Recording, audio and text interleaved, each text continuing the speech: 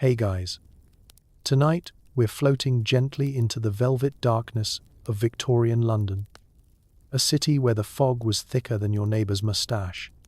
The streets smelled faintly of despair, and everyone from poets to plumbers seemed to be on something stronger than coffee.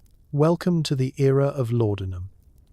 The miracle medicine, the mother's little helper, the destroyer of families, and, apparently, the Victorian equivalent of just vibing. But before we drift off into the delirious depths of the 19th century, take a second to like this video and subscribe, but only if you actually enjoy what I do here. Leave a comment telling me what keeps you up at night, aside from existential dread or the neighbor's dog. Now, dim those gas lamps, crank up your white noise fan, or pretend it's the soothing sound of distant horse hooves on cobblestone. And settle in. Get comfortable, maybe hide any spoons, just in case. Let's pause for a moment. Have you ever wondered what it was like to raise a family when half the city was sleepwalking on opium? Did people actually think laudanum was medicine? What happened when your local apothecary was less trusted pharmacist and more freelance chaos agent? How did anyone survive Victorian childcare, or, for that matter, Victorian dentistry? Was every novelist just high out of their mind, or did Dickens actually see those ghosts? Could you survive a single day without accidentally ingesting something that would be a Schedule 1 narcotic today? And now, congratulations. You've just woken up in London, 1854. The air is damp, the smog is personal, and there's a tiny brown bottle of laudanum on your nightstand, just waiting for you to make some questionable decisions. Good luck. The day begins before sunrise, but you're not sure you slept at all, just drifted somewhere between dream and nightmare, thanks to a teaspoon of laudanum mixed into last night's tea. The air in your tiny rented room is so thick with coal dust, you could practically chew it. As you blink awake, you wonder, is that pounding in your head a hangover, or just a gentle Victorian Tuesday? There's a chill in the room, the kind that makes your bones ache before you even get out of bed. Your pillow smells faintly of old feathers and something sharper, a scent you'd like to pretend is lavender, but is probably more mildew with aspirations. You roll over, groaning softly, and realize you've kicked your bedsheet into a sad, tangled knot.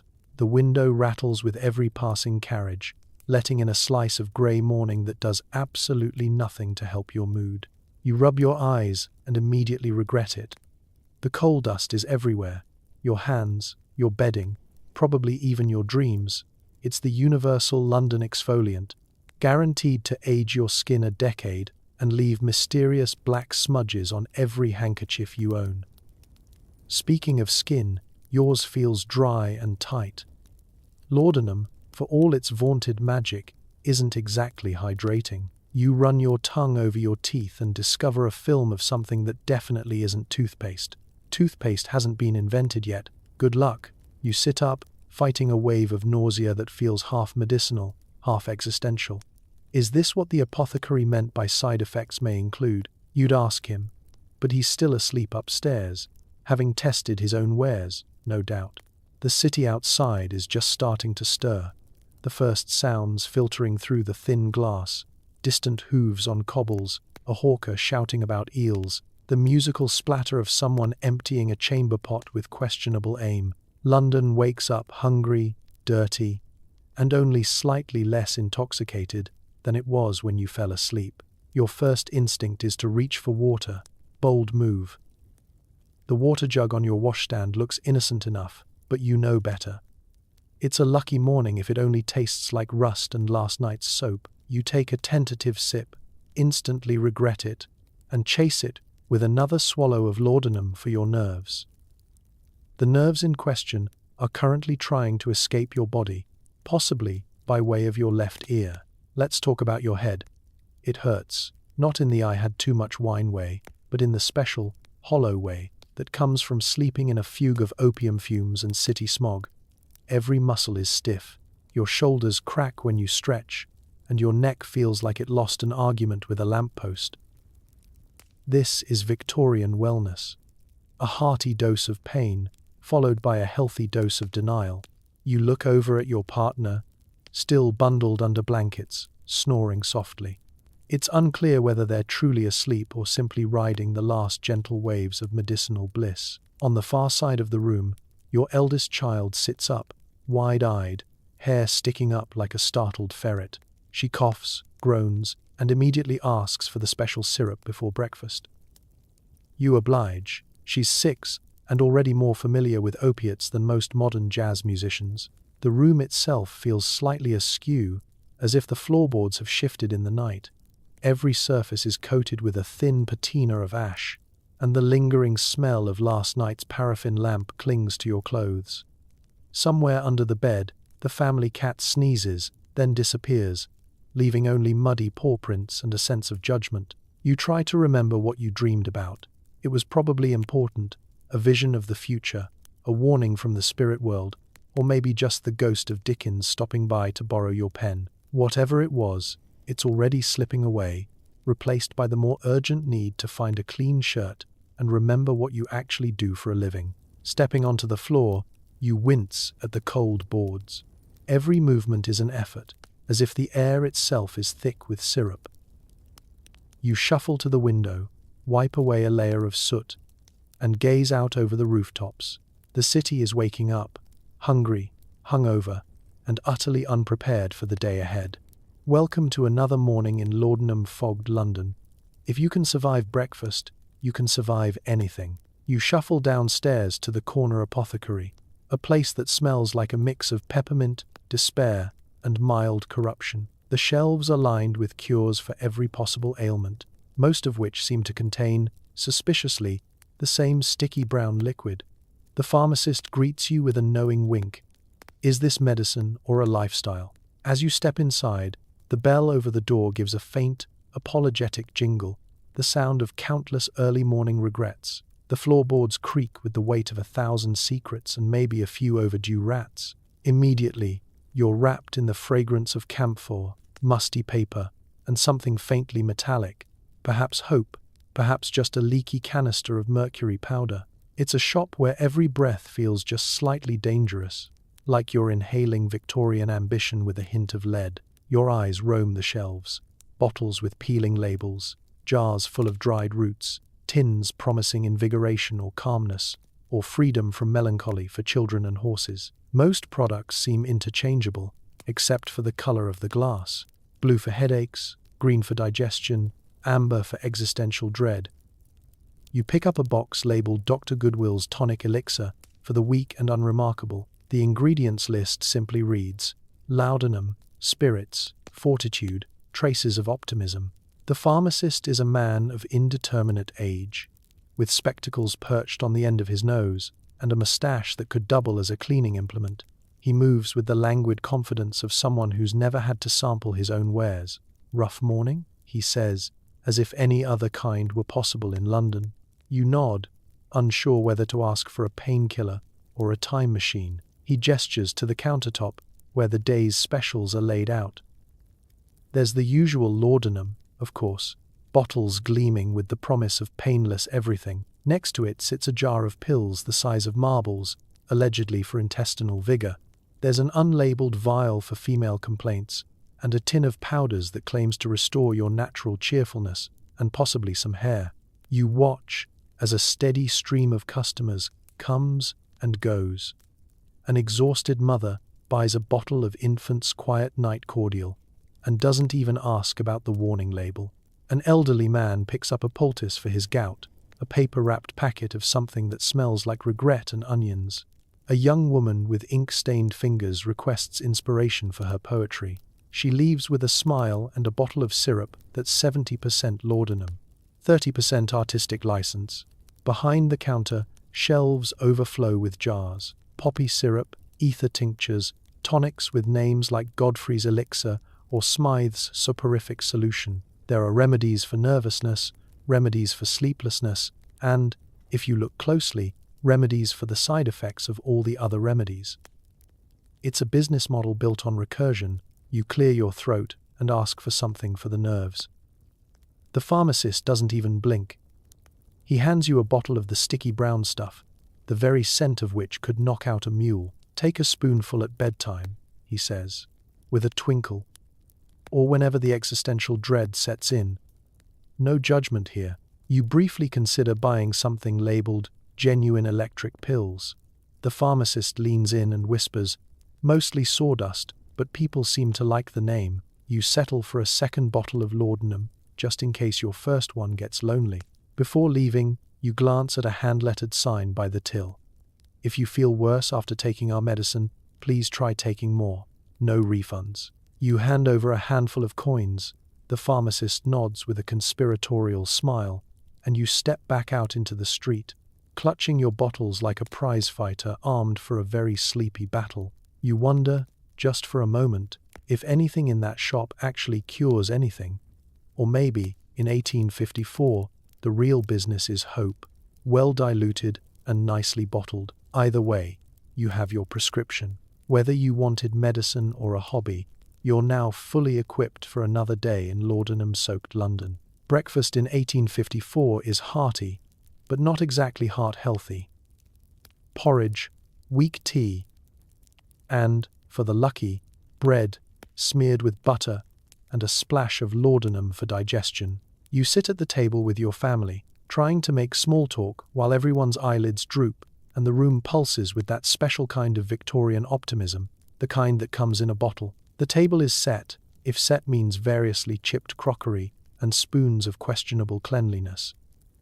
Sunlight trickles through the grimy window, illuminating a patch of wallpaper that's trying to surrender. You take a seat, feeling the uneven floorboards shift beneath your chair. Every clatter of dishes echoes like an accusation.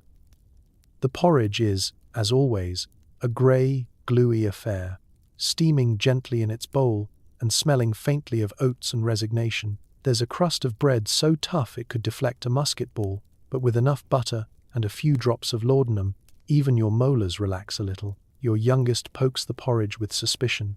He's 4 and already wary of anything that can't be proven to contain sugar. Your spouse sips tea that's more suggestion than substance, water faintly stained by a distant memory of leaves.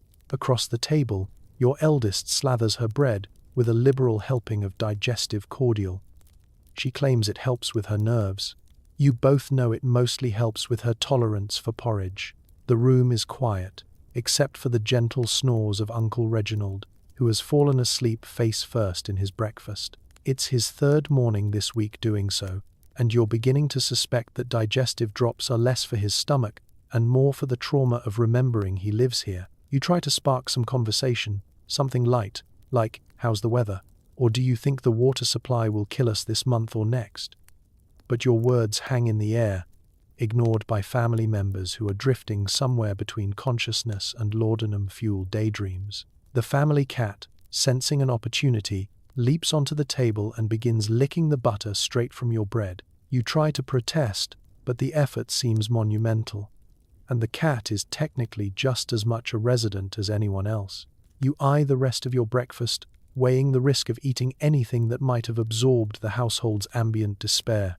Outside, a vendor shouts about fresh eels. Inside, your daughter giggles for no reason, tracing patterns in her porridge with a spoon. Your spouse tells you about a dream they had, something about floating down the Thames on a loaf of bread, waving at the Queen. You nod, unsure if this is a metaphor, a fever dream, or just a side effect of yesterday's tincture. You take another bite and immediately reach for the medicinal tonic your apothecary recommended for fatigue and general lack of enthusiasm. It's bitter, warming, and leaves your tongue pleasantly numb. Your heart beats a little slower, the room softens around the edges, and for a moment you forget that the porridge was once described by a visiting cousin as culinary purgatory. Your youngest finishes his meal, then lays his head on the table and sighs. You'd worry, but you're too busy feeling your own eyelids droop. This is how most Victorian mornings go. Breakfast, a lull, and then a gentle drift back towards sleep. In 1854, breakfast is less about starting the day and more about surviving it. Eventually, someone remembers that people are supposed to go to work and school.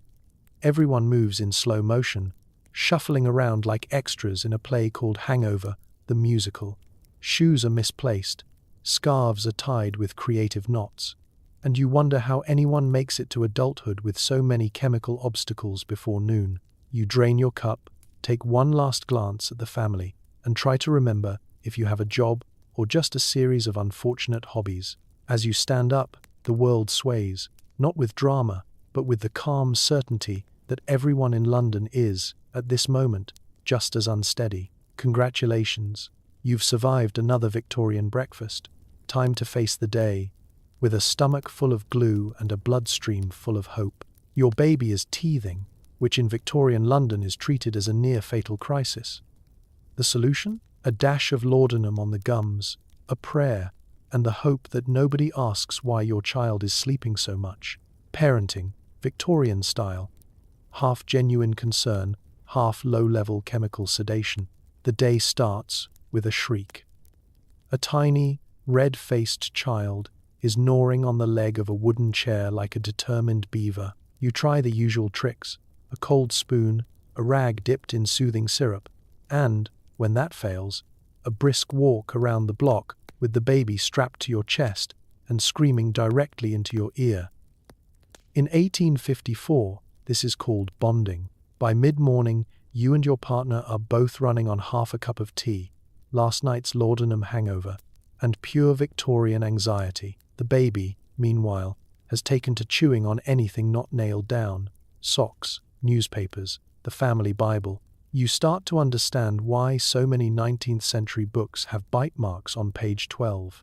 In desperation, you consult the family's magic medicine cabinet, a battered wooden box perched on a high shelf, away from the cat and any particularly adventurous rats. Inside, it's a museum of questionable remedies: bottles of rosewater, jars of goose fat, a mysterious tin labeled powder of sympathy, no instructions, and, of course, the gleaming brown bottle of laudanum. The label promises calmness, sleep, and freedom from childish distress. It doesn't mention that it will also turn your baby into a small, contented houseplant. You measure out a drop, as the instructions suggest. Then you measure out 3 more, because a little extra for good measure is basically the Victorian parenting motto. Your partner eyes you over the rim of a chipped teacup. Should we try the honey and brandy instead? They whisper, as if anyone in this house needs more encouragement to nap at inappropriate times. You settle on the laudanum, mostly because it's the only thing that doesn't have visible mold. With a practiced finger, you rub a little on the baby's sore gums. The effect is almost immediate: a bleary, blissful smile, followed by a gentle collapse into sleep. It's oddly peaceful. If you ignore the fact that this was considered the height of responsible childcare, you exhale and wait for the guilt to set in, but it never really arrives, just a sense of relief that you've made it to 9 a.m. without losing your mind. Outside, the city groans to life.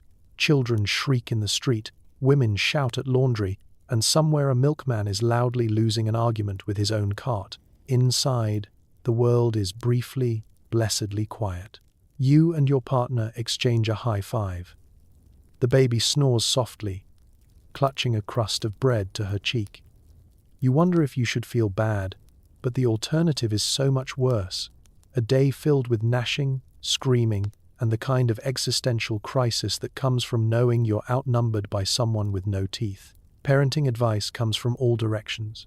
The neighbor recommends onion poultices and something called clove wine. Your mother-in-law swears by tying a red thread around the child's neck and reciting Psalm 23 backwards. You consider both, briefly, before returning to the reliable, if mildly narcotic, embrace of the apothecary's best. Every few hours, the cycle repeats: shriek, soothe, dose, sleep, guilt, and a chorus of sympathetic tuts from the older women on your street. You remind yourself that you're doing your best with the tools available, and at least your baby is less likely to chew through the furniture. Eventually, you put the medicine away, dust off your hands, and marvel at the miracle of a silent house. There will be more teeth, more sleepless nights, and more questionable remedies. But for now, you can sit, breathe, and enjoy a rare Victorian luxury: peace, courtesy of the family's most treasured secret, the magic medicine cabinet. Your older children play outside, inventing games among the soot and the sewage. But it's not unusual to see them pause, sway slightly, and blink with the dazed serenity of small people whose cough syrup is 10% morphine. At least nobody is bored. The street itself is a wonderland of hazards and half-hearted supervision. Cobblestones slope unevenly, puddles glisten with the rainbow sheen of mystery runoff, and the air hums with the distant shouts of peddlers, the clatter of wagon wheels, and the occasional, unmistakable wail of someone discovering what happens when you try to jump over a pile of coal with inadequate shoes. Yet your children treat it as a playground designed just for them, a living obstacle course where survival is part of the fun. The games are equal parts invention and desperation. There's Dodge the Dray Horse, a thrilling pursuit in which children test fate and local livestock laws. Mystery Soup, where the bravest among them gather water from various puddles and attempt to sell it to gullible younger siblings. And of course, the ever-popular Chimney Sweep, which is not so much a game as a career path for the especially nimble or especially unlucky. At first, you're nervous, anyone would be, but in Victorian London, parenting is mostly a matter of trusting that your children are, at this moment, marginally safer outdoors with cholera than indoors with the family cat. Every so often you peek out the window to see a gang of tiny, soot-stained revolutionaries climbing a lamppost or attempting to construct a fort out of abandoned crates and a particularly stubborn cabbage. Every neighborhood child is equipped with a small bottle of soothing syrup or infant cordial, a multi-purpose potion that promises to cure everything from coughs to existential angst. The effect is obvious. Your oldest waves at you with a dreamy smile, then gets distracted by a butterfly, a falling leaf, or possibly an imaginary dragon. Your middle child leads a parade of friends down the alley, all swaying in time like a very low-budget circus. Somewhere nearby, you hear giggles punctuated by the distinctive sound of someone forgetting how gravity works. The games often blur the line between reality and whatever lurks in the collective imagination of children under the influence of Victorian medicine. One afternoon you catch them earnestly debating whether clouds are made of pudding or if ghosts live in the water pump. They resolve these philosophical disputes by holding a contest. Whoever can stand on one leg the longest, while reciting the names of all their siblings, and sometimes the neighbor's goats, wins the right to declare the final truth. You can't help but be impressed by their inventiveness. With no proper toys, they turn every object into a treasure. A splintered barrel becomes a pirate ship. A discarded shoe transforms into the royal bank. A broken slate is a chalkboard for tallying imaginary debts.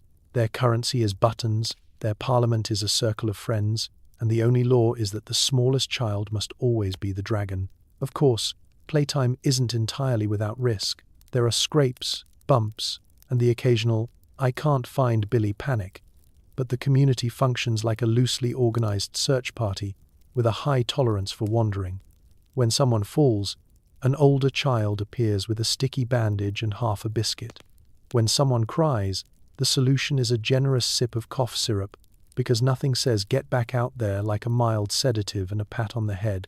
By late afternoon, the gang returns home, muddy, exhausted, and just a little bit sparkly-eyed. They recount their adventures with wild enthusiasm and absolutely no regard for what might have actually happened.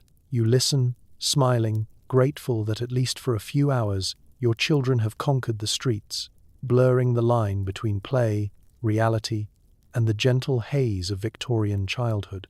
In 1854, childhood is chaos, freedom, and the constant hum of possibility, with just a dash of laudanum to keep things interesting. Your neighbor, Lady Ashworth, swears by her morning tonic, a proprietary blend of sherry, laudanum, and plausible deniability. She claims it keeps her complexion luminous and her patience infinite, although she's been talking to her ferns for an hour. Her morning routine begins with the ritualistic clink of glassware, crystal decanter for the sherry, ornate little bottle for the laudanum, silver spoon for decorum, and a lace-trimmed handkerchief for dramatic size. The tonic itself is mixed tableside, always before breakfast, and always with a flourish. You watch through your window as Lady Ashworth, draped in a peignoir the colour of slightly burnt meringue, pours herself a measure of liquid courage. She toasts her own reflection in the parlor mirror, then settles into a sunlit corner surrounded by an impressive, possibly sentient collection of houseplants. The effect is almost instantaneous. Her cheeks glow, her eyelids droop contentedly, and her entire presence softens into a dreamy, impervious cloud of wealth and moderate inebriation. She greets the day with the serene confidence of a woman who has never had to carry her own groceries or face the consequences of her own prescriptions. Servants scurry around her, bringing letters, toast, and at least one confused dachshund, but Lady Ashworth is serenely absorbed in a private conversation with her prized fern, Sir Reginald. You suspect the tonic is less a beauty secret and more a survival mechanism for upper-class Victorian existence, a shield against dull husbands, relentless charity committees, and the horrifying prospect of unfiltered emotions. In Lady Ashworth's world, composure is currency, and her morning blend is legal tender. You catch snippets of her routine as she glides from parlor to solarium, dispensing advice to her maid. More starch, less backtalk, dear, and pearls of wisdom to her friends. You simply must try my tonic, darling. The secret ingredient is a cheerful lack of accountability. At the weekly coffee clatch, the other ladies are equal parts skeptical and envious. There are whispers about the Ashworth method, which, depending on who you ask, is either the elixir of life or the fast lane to accidental poetry readings. Some attempt to replicate it, swapping laudanum for port, gin, or whatever their footman can discreetly smuggle from the butler's pantry. Results vary. The vicar's wife tried a tablespoon and spent the afternoon reciting Greek tragedies to her embroidery hoop. Lady Ashworth, meanwhile, drifts through her day with otherworldly patience. When her husband comes home and begins his daily complaints about Parliament, the state of the garden, or the inferiority of continental marmalades, she simply smiles, stirs her tea with the same silver spoon, and listens with the gentle focus of someone who's only half present. Even a flock of bickering nieces can't break her composure.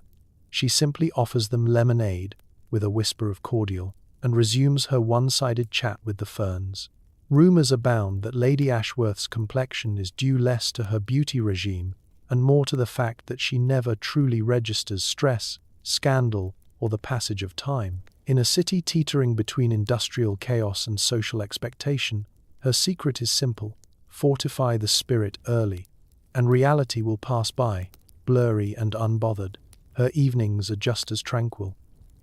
She hosts salons where poets, painters, and minor aristocrats debate philosophy and nap discreetly in velvet armchairs. When conversation lulls, Lady Ashworth refills her glass, offers a toast to the enduring power of self-care, and winks at her fern, who, you're convinced, is the only being who knows exactly what's in that morning tonic.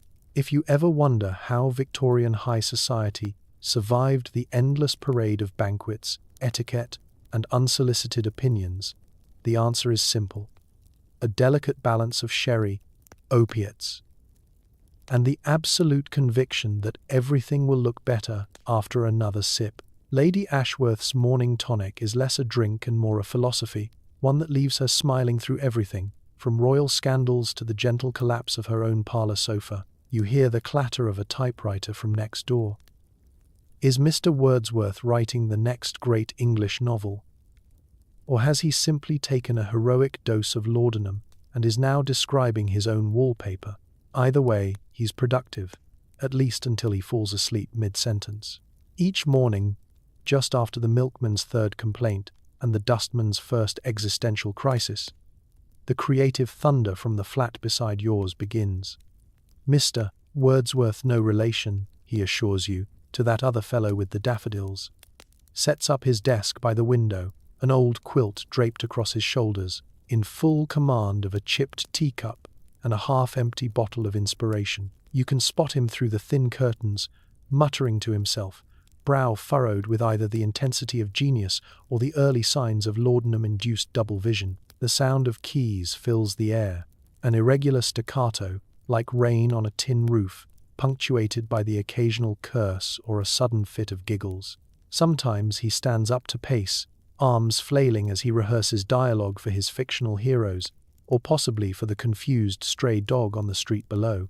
You've never seen a man so utterly at the mercy of both his muse and the local apothecary. He writes feverishly in the morning, pausing only to refill his teacup with a suspiciously amber liquid. Every page is a triumph of ambition over coherence. Gothic mysteries, political treatises, children's adventure stories, sometimes all in the same chapter. Genius, he proclaims to the postman one morning, knows no genre. The postman, who is also his sometime literary agent, replies with a sigh and a bill for postage. By midday, the scent of ink and opium floats through the neighborhood. The postboy delivers yet another stack of blank paper, along with notes from his publisher, which Mr. Wordsworth files directly into the fireplace. Deadlines, he mutters, are for journalists and the recently deceased. If only he remembered to buy more coal, the notes might provide more than just literary warmth. Lunch is a ritual. A hunk of bread, a slice of questionable cheese, and the tiniest teaspoon of laudanum for nerves and possibly metaphors. Afterward, Wordsworth resumes his work, composing poems to his landlady's cat, lengthy screeds about the failures of Parliament, and, once, a 3-page love letter to a particularly fetching umbrella.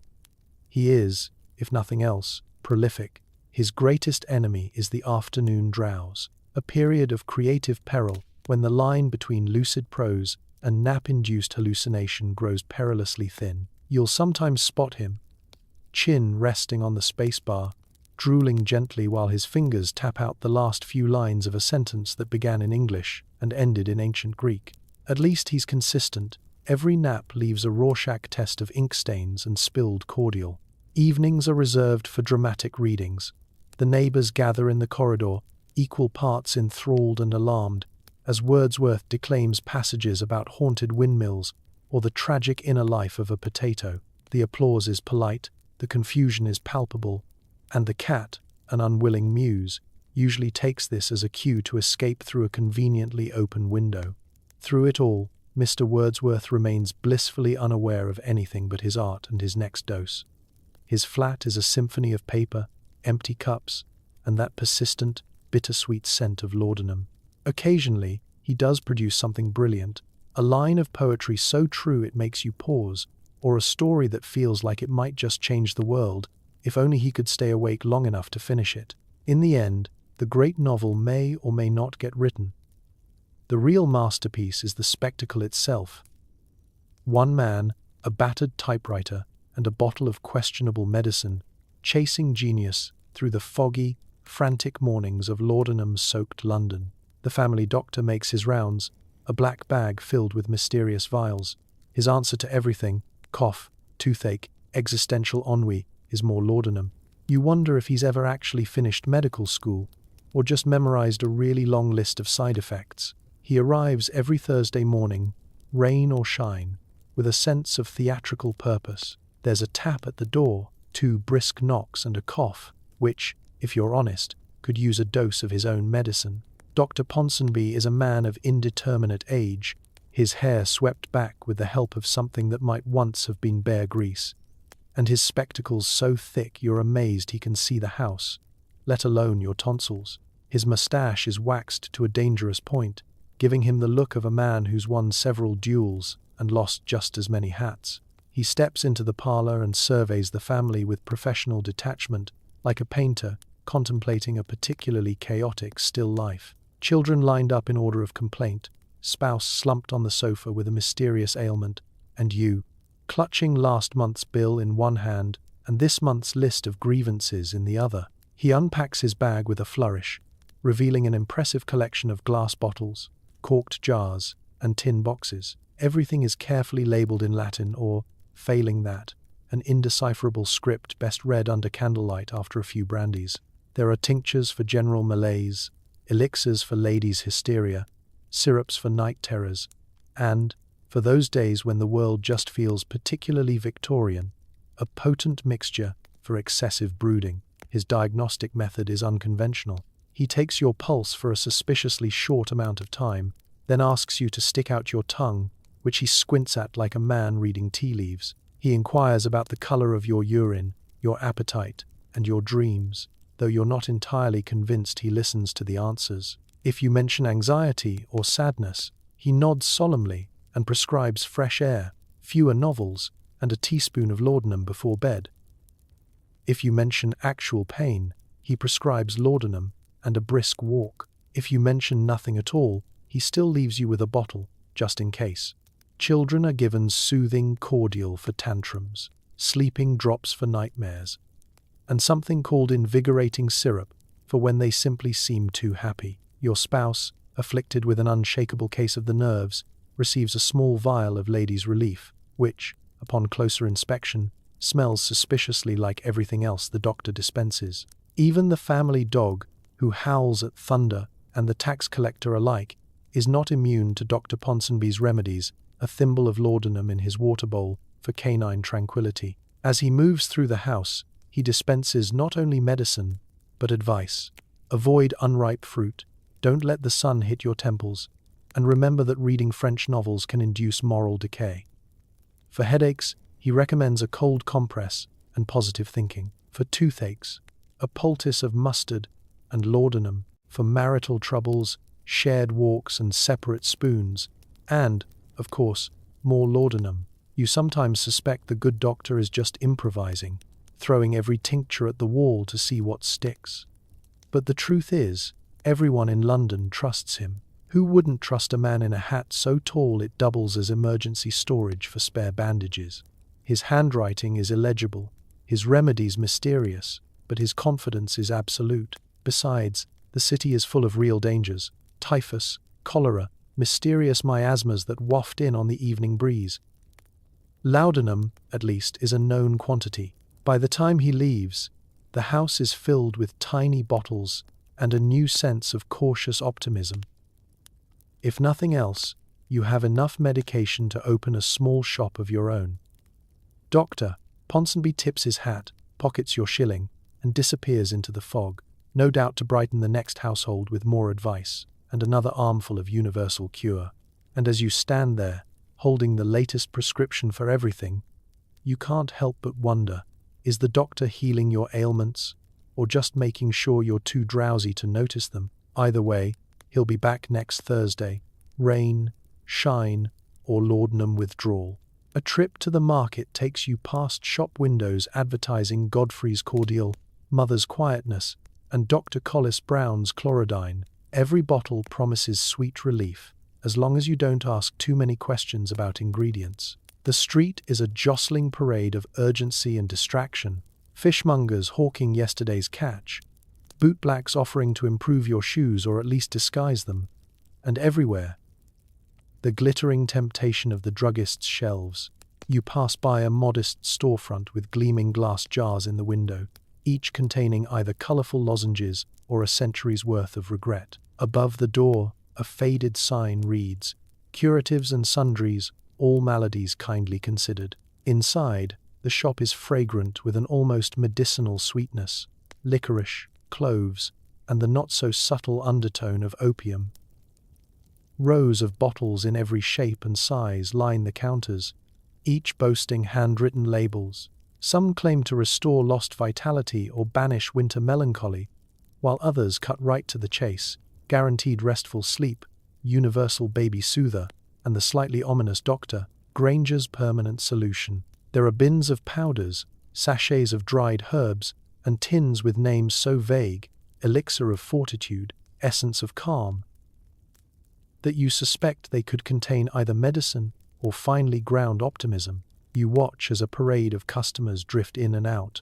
A frazzled mother with 2 sniffling children buys Mother's Quietness, tucking the bottle discreetly into her bag with the relief of a woman who knows what nap time is really worth. An elderly gentleman with a cough that echoes through the aisles requests Godfrey's Cordial, then sneaks a quick sip right at the counter, winking at the clerk with the camaraderie of the perpetually congested.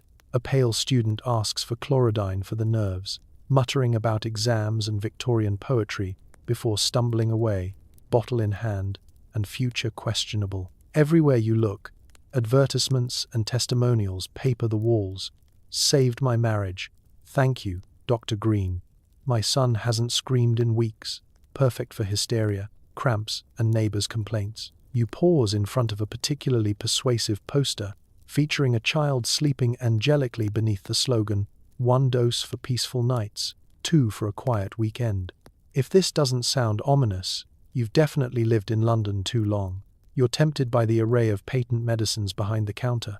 Some bottles come with tiny measuring spoons, others with complicated instructions involving meals, bedtime, or phases of the moon. There are mixtures suitable for all ages, which, in 1854, means please do not sue us if your toddler starts reciting the alphabet backwards. The clerk, a thin, cheerful man with eyebrows like wild hedgerows, greets you with the slightly manic friendliness of someone who samples the merchandise, looking for relief, restoration, or the gentle embrace of unconsciousness. He asks.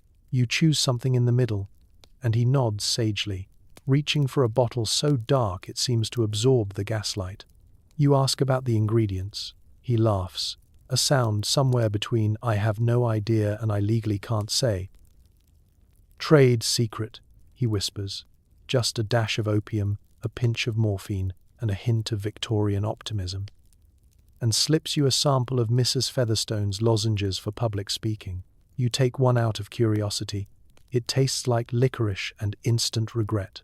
On your way out, you pass a shelf of tonics meant for robust constitution and positive outlook, all while wondering how anyone survived this era without a pharmacist's license or a sense of irony. You step back onto the street, clutching your new bottle, half excited and half apprehensive, already wondering if the promise of sweet relief is worth the mystery of what, exactly, you just bought.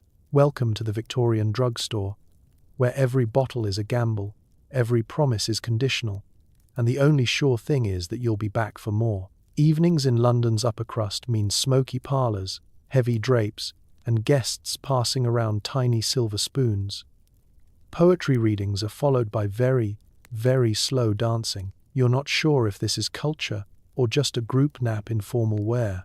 You arrive at the salon promptly at 8, because in high society, lateness is a symptom of lower income. The butler greets you with a solemn bow and an inscrutable wink, then guides you into a room filled with velvet chairs and a fog so thick you could slice it and serve it with a cream sauce. All around you, London's finest drape themselves across divans and chaise longues, their posture more Roman ruin than British nobility. The air is alive with the gentle clink of crystal glasses, punctuated by the sound of someone stifling a yawn in Italian. The hostess, Lady Bletchley, of the Wiltshire Bletchleys, who made their fortune in something best described as Victorian paperwork, stands at the centre of the room, resplendent in lavender silk and the sort of pearls you inherit, not purchase. She welcomes her guests with a radiant smile and a tray of delicate cordial glasses. Each glass contains a liquid so dark and mysterious it could be either medicinal or the beginning of a séance. As the parlour fills, conversation turns from news of the continent, war, scandal, someone's cousin's engagement, to a minor Austrian, to the subject everyone pretends to ignore, the presence of laudanum. The hostess's husband, Sir Reginald, leads a toast to art, to London, to the pleasures of forgetting tomorrow, then passes a silver spoon to his left, the evening's true guest of honour. Each guest measures a careful dose, although one enthusiastic baronet adds a little extra for courage, and promptly forgets the name of his own horse. The entertainment begins. A famous poet reads from his latest work, an epic ballad that starts out about love, but by stanza 4 is mostly about upholstery. The audience sighs dreamily, unsure if they're entranced by the language or simply struggling to stay upright. There is a piano in the corner, occasionally played by a young lady with the look of someone trying to remember both the notes and the present decade. You realize quickly that dancing in the salon means swaying gently in place, the tempo dictated more by pharmacology than the band. Couples move with all the urgency of waltzing trees, and the only real danger is someone drifting too close to the fireplace. A few guests cluster in corners, discussing philosophy in slow motion, their sentences trailing off like cigarette smoke as each participant loses track of their own point. Between courses of conversation, footmen offer refreshments, petite fours, candied violets, and a small selection of tonic cordials, each promising either nervous relief or spiritual clarity. Nobody seems concerned about side effects. One guest, a novelist famed for his tragic endings, spends 20 minutes describing the wallpaper in loving detail before nodding off mid-sentence. A duchess reclines on a fainting couch, murmuring about the state of French literature to a man who, on closer inspection, has been asleep for an hour. It's hard to say where the salon ends and the slumber party begins. The boundaries are soft, the laughter gentle, and the judgment slower than usual. For a few hours, the world outside, the soot, the clamour, the price of bread, feels miles away, softened by the warm embrace of laudanum and shared indifference to tomorrow's headaches. As the evening winds down, the last toast is raised, the silver spoons are collected, and the guests drift into the misty London night. Some leave arm in arm, others, in need of guidance, are handed both their hat and the address of their own home.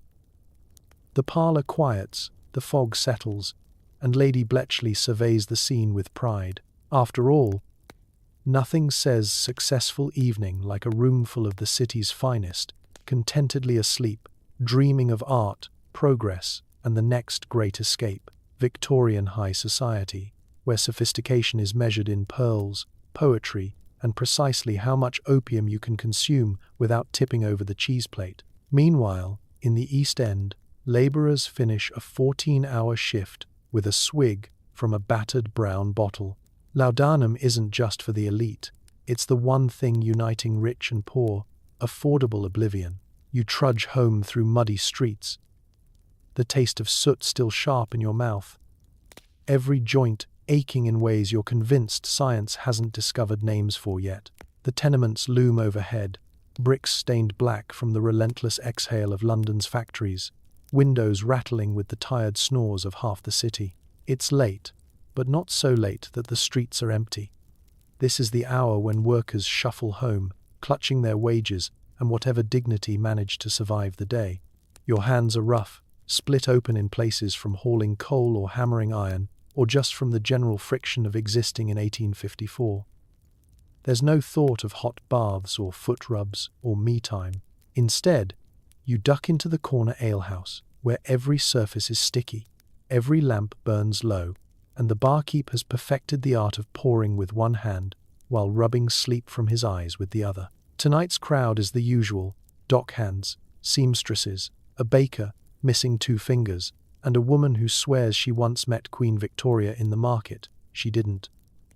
There's laughter, a little shouting, and more than one story about how the supervisor is definitely part vampire. But as the pints are poured, so too are little nips from brown bottles passed hand to hand. Laudanum, the miracle elixir of the working world. You buy your dose for a penny, cheaper than bread, far easier to swallow. The bottle is small, the taste bitter, the effect almost immediate, the ache in your back dulls, the knot in your stomach unties itself. For the first time all day, you can breathe without feeling like the world is pressing you flat. Around you, the mood softens, conversation slows, the volume drops, and the relentless drumbeat of poverty fades into a background hum. For a few precious hours, the burdens of rent, hunger, and tomorrow's impossible quota dissolve into a comfortable fog. No one here pretends laudanum is glamorous. There are no crystal decanters, no silver spoons, just battered cups and cracked mugs, and the shared understanding that sometimes medicine is just another word for escape. The mothers sip from their own bottles, doling out drops to children who cough themselves awake at night. Men trade tips on which chemist has the best price, who'll look the other way when you say it's for the nerves. Nobody judges. In the East End, everybody has nerves. You glance down the bar at old Tom, who's survived more bosses and more recessions than you've had birthdays. He claims laudanum keeps his joints limber, though you suspect it just makes his stories better. At a corner table, a girl no older than 13 nurses, a bruise on her hand, a silent testimony to the week's work at the mill. Someone slips her a sip of cordial and a wink. For the pain, love, works on bruises and Mondays alike. Outside, the city rumbles, carriages, shouting, a baby's wail, But inside the alehouse, time slows. The pain is never gone, not really, but the laudanum blurs the edges, lets you forget for an hour that your shoes leak, and your boss thinks sick day means less pay. Tomorrow, the cycle will start again. Alarm bells at dawn, feet in cold boots, another round of impossible tasks. But tonight, you allow yourself to sit, rest, and forget. As closing time approaches, the crowd shuffles out, some a little steadier than others. You pocket the bottle, nearly empty, and head home through streets made softer by sleep and a little chemical mercy. For the rich, laudanum is a luxury, a parlor amusement. For you, and everyone you know, it's not about pleasure, it's survival, one bitter mouthful at a time. Affordable oblivion, the secret ingredient in every working-class Londoner's nightcap. If things get truly dire, you may find yourself visiting a loved one at Bethlehem Royal Hospital, where the cure for nerves is more laudanum, plus an ice bath and a gentle reminder that therapy hasn't been invented yet. The journey begins with a sense of trepidation and a hat worn just slightly tighter than usual, because even a whiff of melancholy can get you a ticket to Bedlam, and the last thing you need is to look too introspective. The carriage rattles over the cobblestones, past endless rows of brick houses and equally endless rows of concerned relatives. You arrive at the hospital, an imposing structure looming above the city, its iron gates more decorative than reassuring, and its reputation for healing second only to its reputation for shrieking after midnight. Inside, the air smells of camphor, vinegar, and the faint, ever-present tang of despair. You sign in with a grim-faced clerk who doesn't look up from his register as he asks whether you're here for rest, refreshment, or full-blown hysteria. You stammer out a reason, hand over a coin for luck, and are promptly led through echoing hallways painted an optimistic green. It doesn't help. Your loved one is waiting, bundled under a heap of scratchy hospital blankets, looking simultaneously relieved and slightly afraid that your visit means things have gotten even worse. You try to smile reassuringly, but it's hard when you're both being eyed by a nurse wielding a ladle the size of a rowing oar. The daily routine is as follows. Mornings begin with a brisk walk around the courtyard, weather, mood, and supervision permitting, followed by a cold bath that, according to doctors, restores the humours. In reality, it just restores everyone's desire to escape. The treatments on offer are a catalogue of Victorian optimism. There are soothing tonics for nerves, restorative teas for melancholy, and, of course, laudanum for everything from sadness to a misplaced sense of self. If a patient is deemed particularly agitated, they may also receive a hearty dose of bromide, or, on special occasions, a therapeutic session involving a spinning chair. That's not a metaphor. They literally strap you in and spin you around until your complaints are forgotten or your lunch is lost. Visiting hours are a surreal parade of families, each trying to ignore the wails from down the hall and focus on polite conversation. You bring a small treat, a pastry, a new handkerchief, perhaps a book. The book is confiscated for your own good, lest it contain ideas. You chat about the weather, the state of the Queen's dogs, and whether anyone in your neighborhood has recently gone missing. The nurse hovers nearby, nodding approvingly whenever you mention improvement, and frowning at any mention of sadness, dreams, or unusual thoughts. You're shown the garden, a patch of muddy lawn where patients are encouraged to take fresh air and reflection.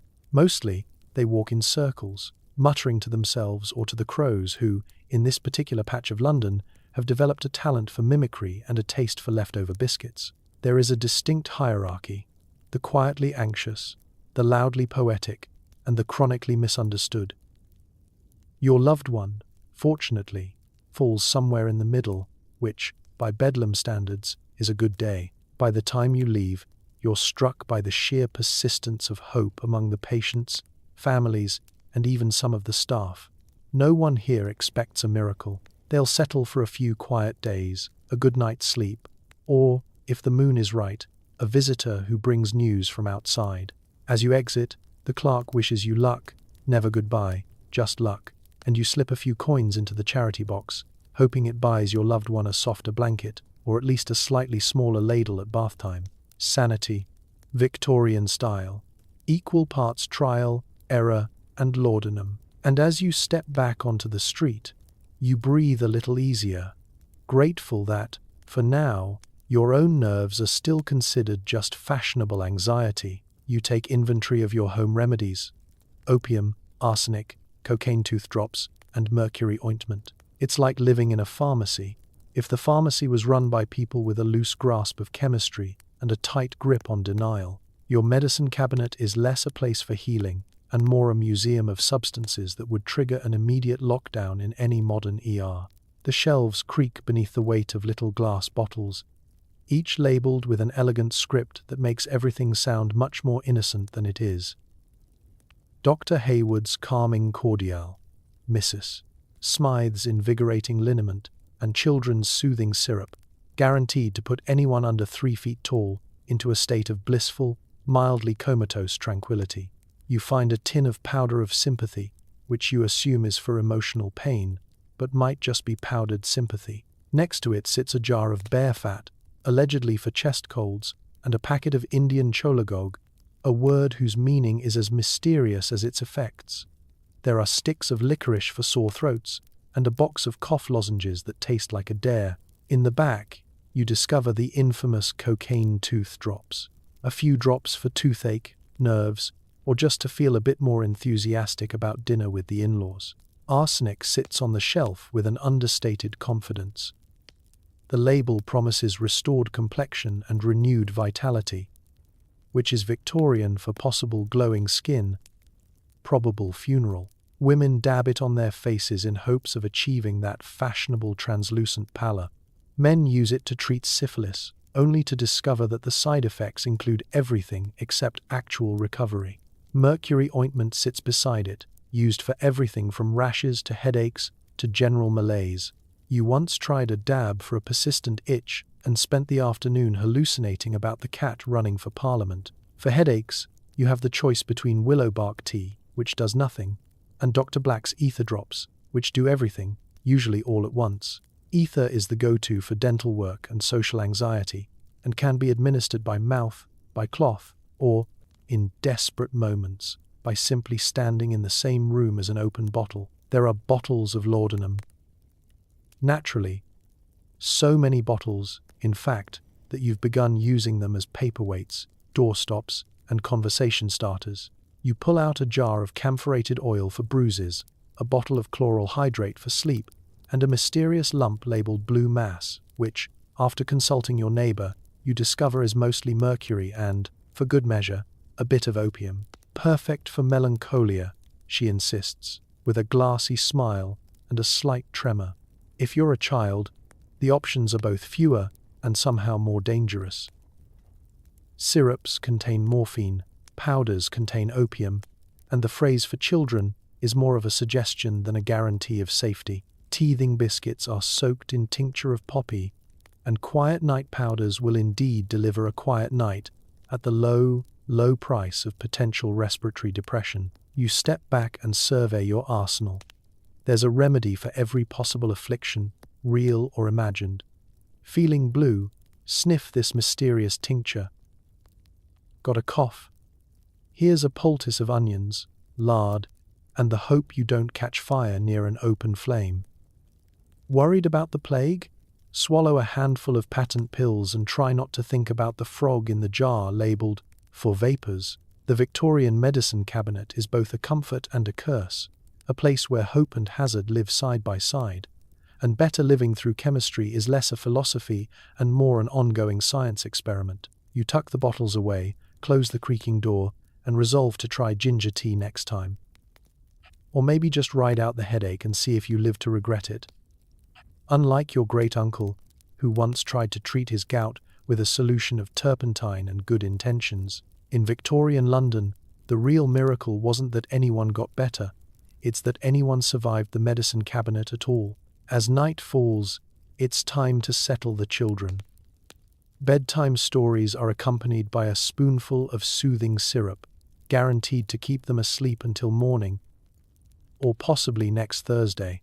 You begin the ritual with all the solemnity of a priest and the caution of a chemist who learned on the job. The house quiets into that particular Victorian hush. Coal fire ticking, floorboards sighing, the city outside coughing itself to sleep.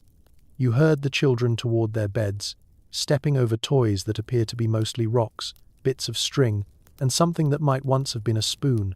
Pajamas are buttoned, socks are mismatched, and everyone suddenly needs water they didn't care about all day. You sit on the edge of the bed and open the storybook. The pages smell faintly of dust and hope.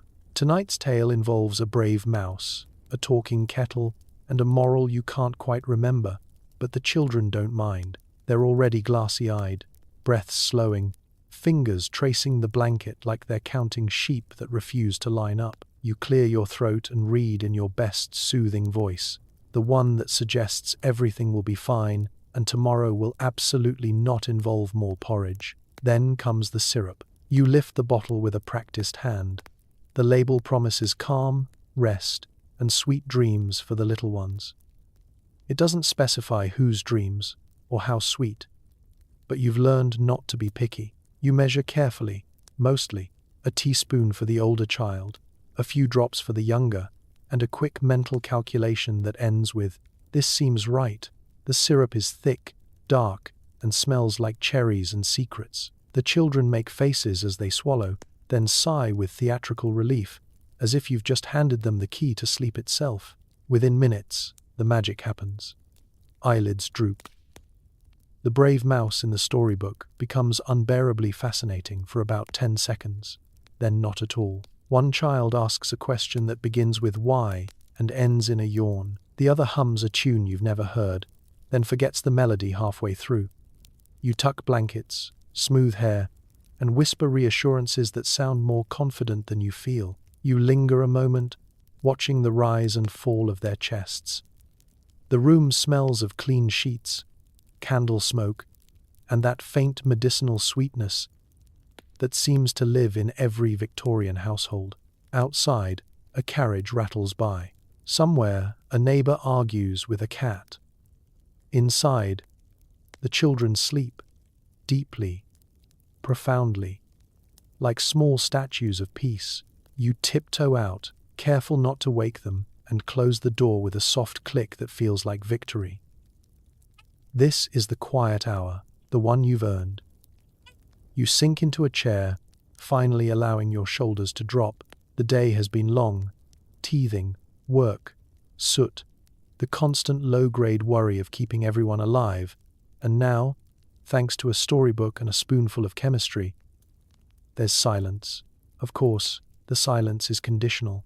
You know the risks. You've heard the whispers at the apothecary, the cautious frowns from the doctor, the neighbor who insists her cousin's friend's baby slept too well one night and never quite woke up the same.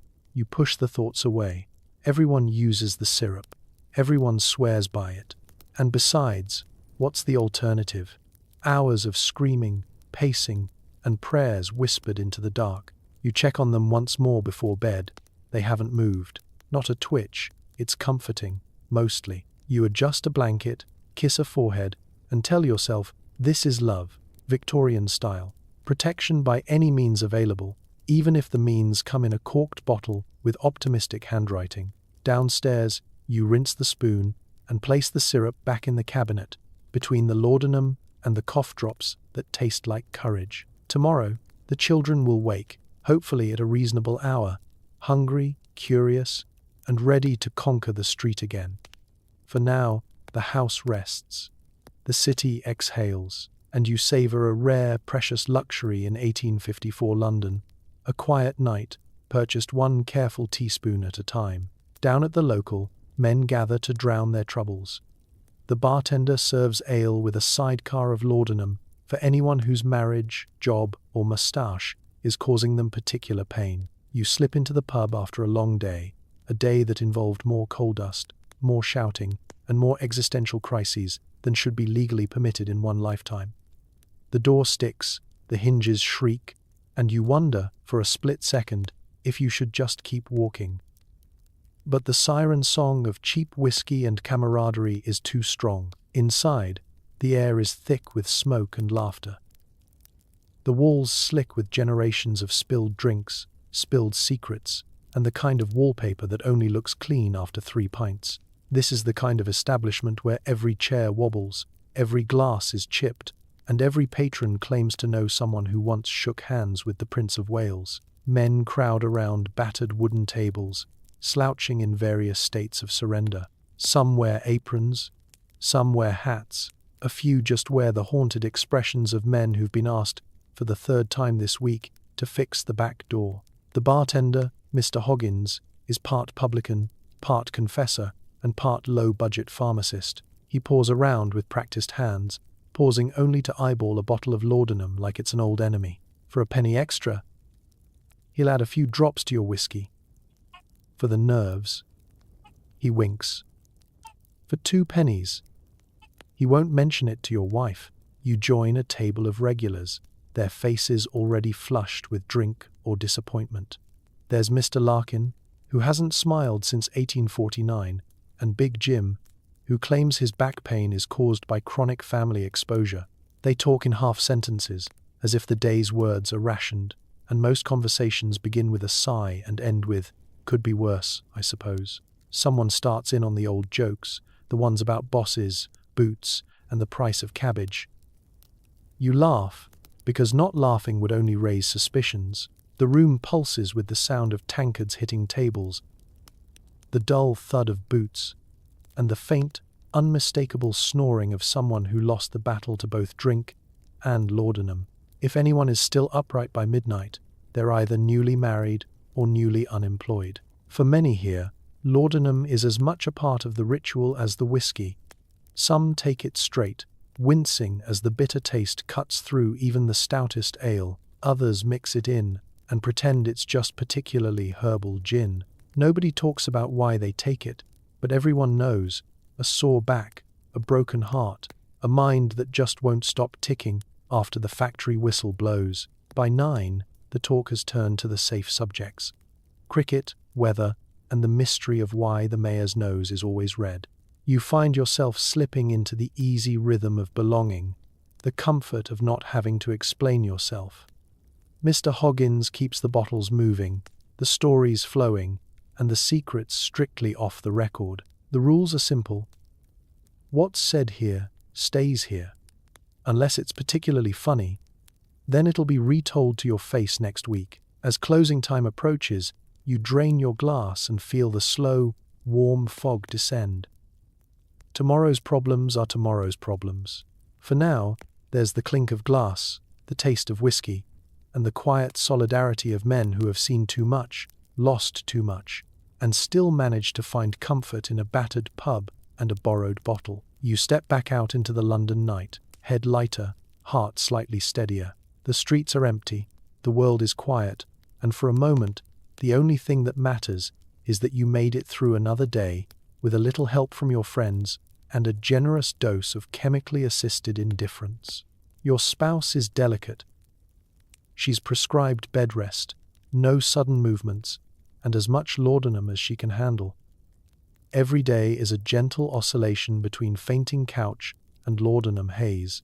The morning begins in a haze of creaking floorboards and muffled coughs. Your wife reclines upon the fainting couch, a lacy shawl draped across her shoulders, eyes fluttering somewhere between sleep and medically induced indifference. The doctor arrives before breakfast, hat askew and notebook in hand, ready to take her pulse and prescribe more rest, a word that, in Victorian London, means lie still, think as little as possible, and avoid all forms of excitement, including novels and strong breezes. He examines her wrist with professional concern, asks vague questions about appetite, spirits, and whether she's recently experienced a general malaise.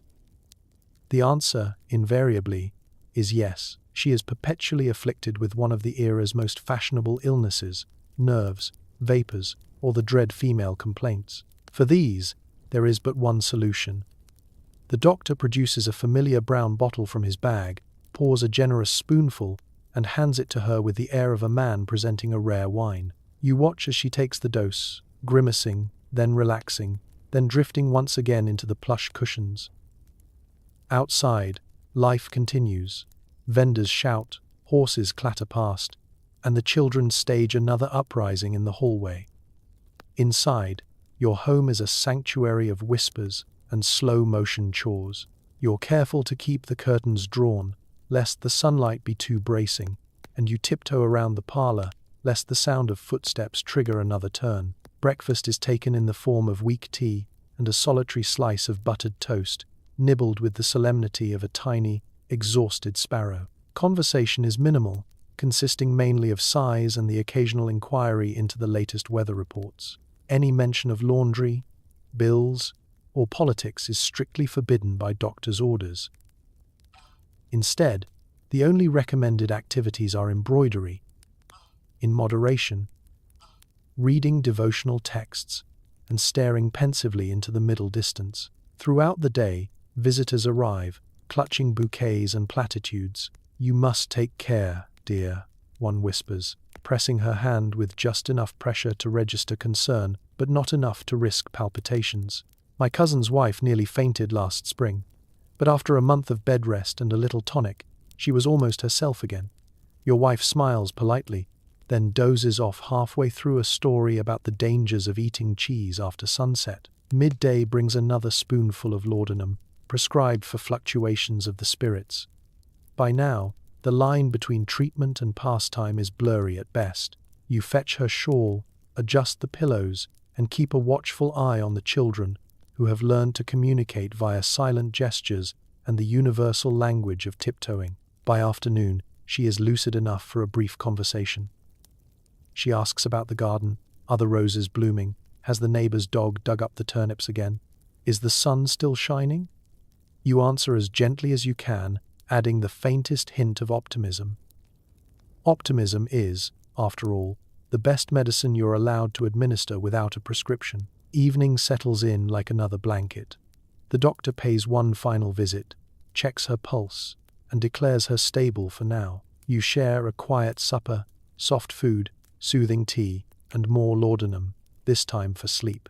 As you tuck her in, you marvel at the peculiar logic of Victorian medicine, that health can be restored through a perfect balance of stillness, syrup, and the careful avoidance of anything remotely interesting. Outside, London pulses with life, but within these four walls, everything is slow and gentle. Your wife dreams softly, lost in the safe, swirling depths of a chemical fog, and you, husband, caretaker, and silent guardian, watch over her, grateful that, at least tonight, the house is peaceful, and the cure, for now, is working. Objects in the house keep vanishing. Sometimes it's a candlestick. Sometimes it's Uncle Reginald's sense of purpose. Laudanum is blamed for lost memories, misplaced hats, and the occasional spontaneous poetry reading. It begins with a single missing chair. You notice its absence when you sit down to dinner and land, unexpectedly, on the floor. There are protests from the family. Someone's moved it, borrowed it. Perhaps the cat required it for a personal project.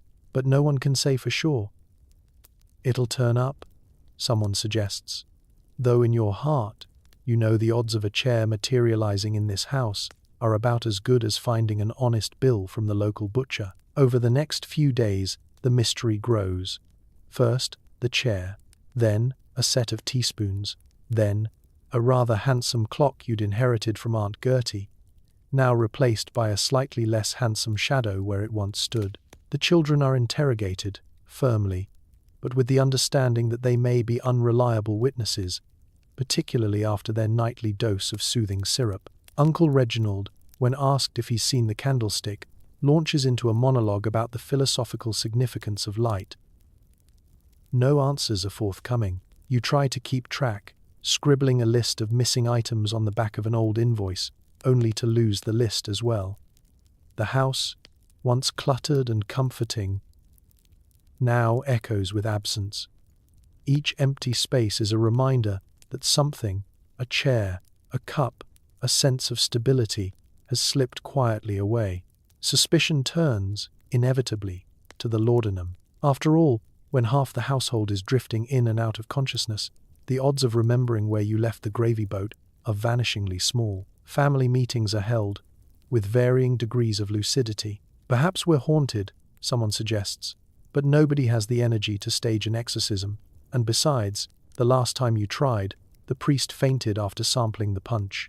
The alternative theory: someone in the household is a sleepwalking thief, making nightly rounds and gently redistributing the family's treasures. You consider setting traps, but remember that last time, the only thing you caught was your own foot. The blame shifts daily. The cat is a frequent suspect, having previously been found hoarding socks and the occasional slice of bread under the stairs. The children, half asleep and sticky with syrup, offer plausible deniability and an alibi involving the neighbor's dog. Even the houseplants fall under suspicion. "I could have sworn the fern was in the other room yesterday," your spouse whispers, as if plants can relocate themselves on a whim. By week's end, Uncle Reginald has composed an epic poem about the lost spoon, recited with great drama and absolutely no helpful details. The house has never been more cluttered with mysteries and more free of cutlery. The laudanum haze only thickens. You find yourself wondering if perhaps you dreamed the missing objects into existence, or worse, are dreaming their absence now. You launch a final search, rooting through cupboards, drawers, and the infamous miscellaneous basket, a repository for objects deemed too important to throw away, but too useless to categorize. In it, you discover 3 teaspoons, a child's mitten, and a letter from the water company dated 2 years ago. No sign of the chair. Resigned, you begin to accept the new status quo.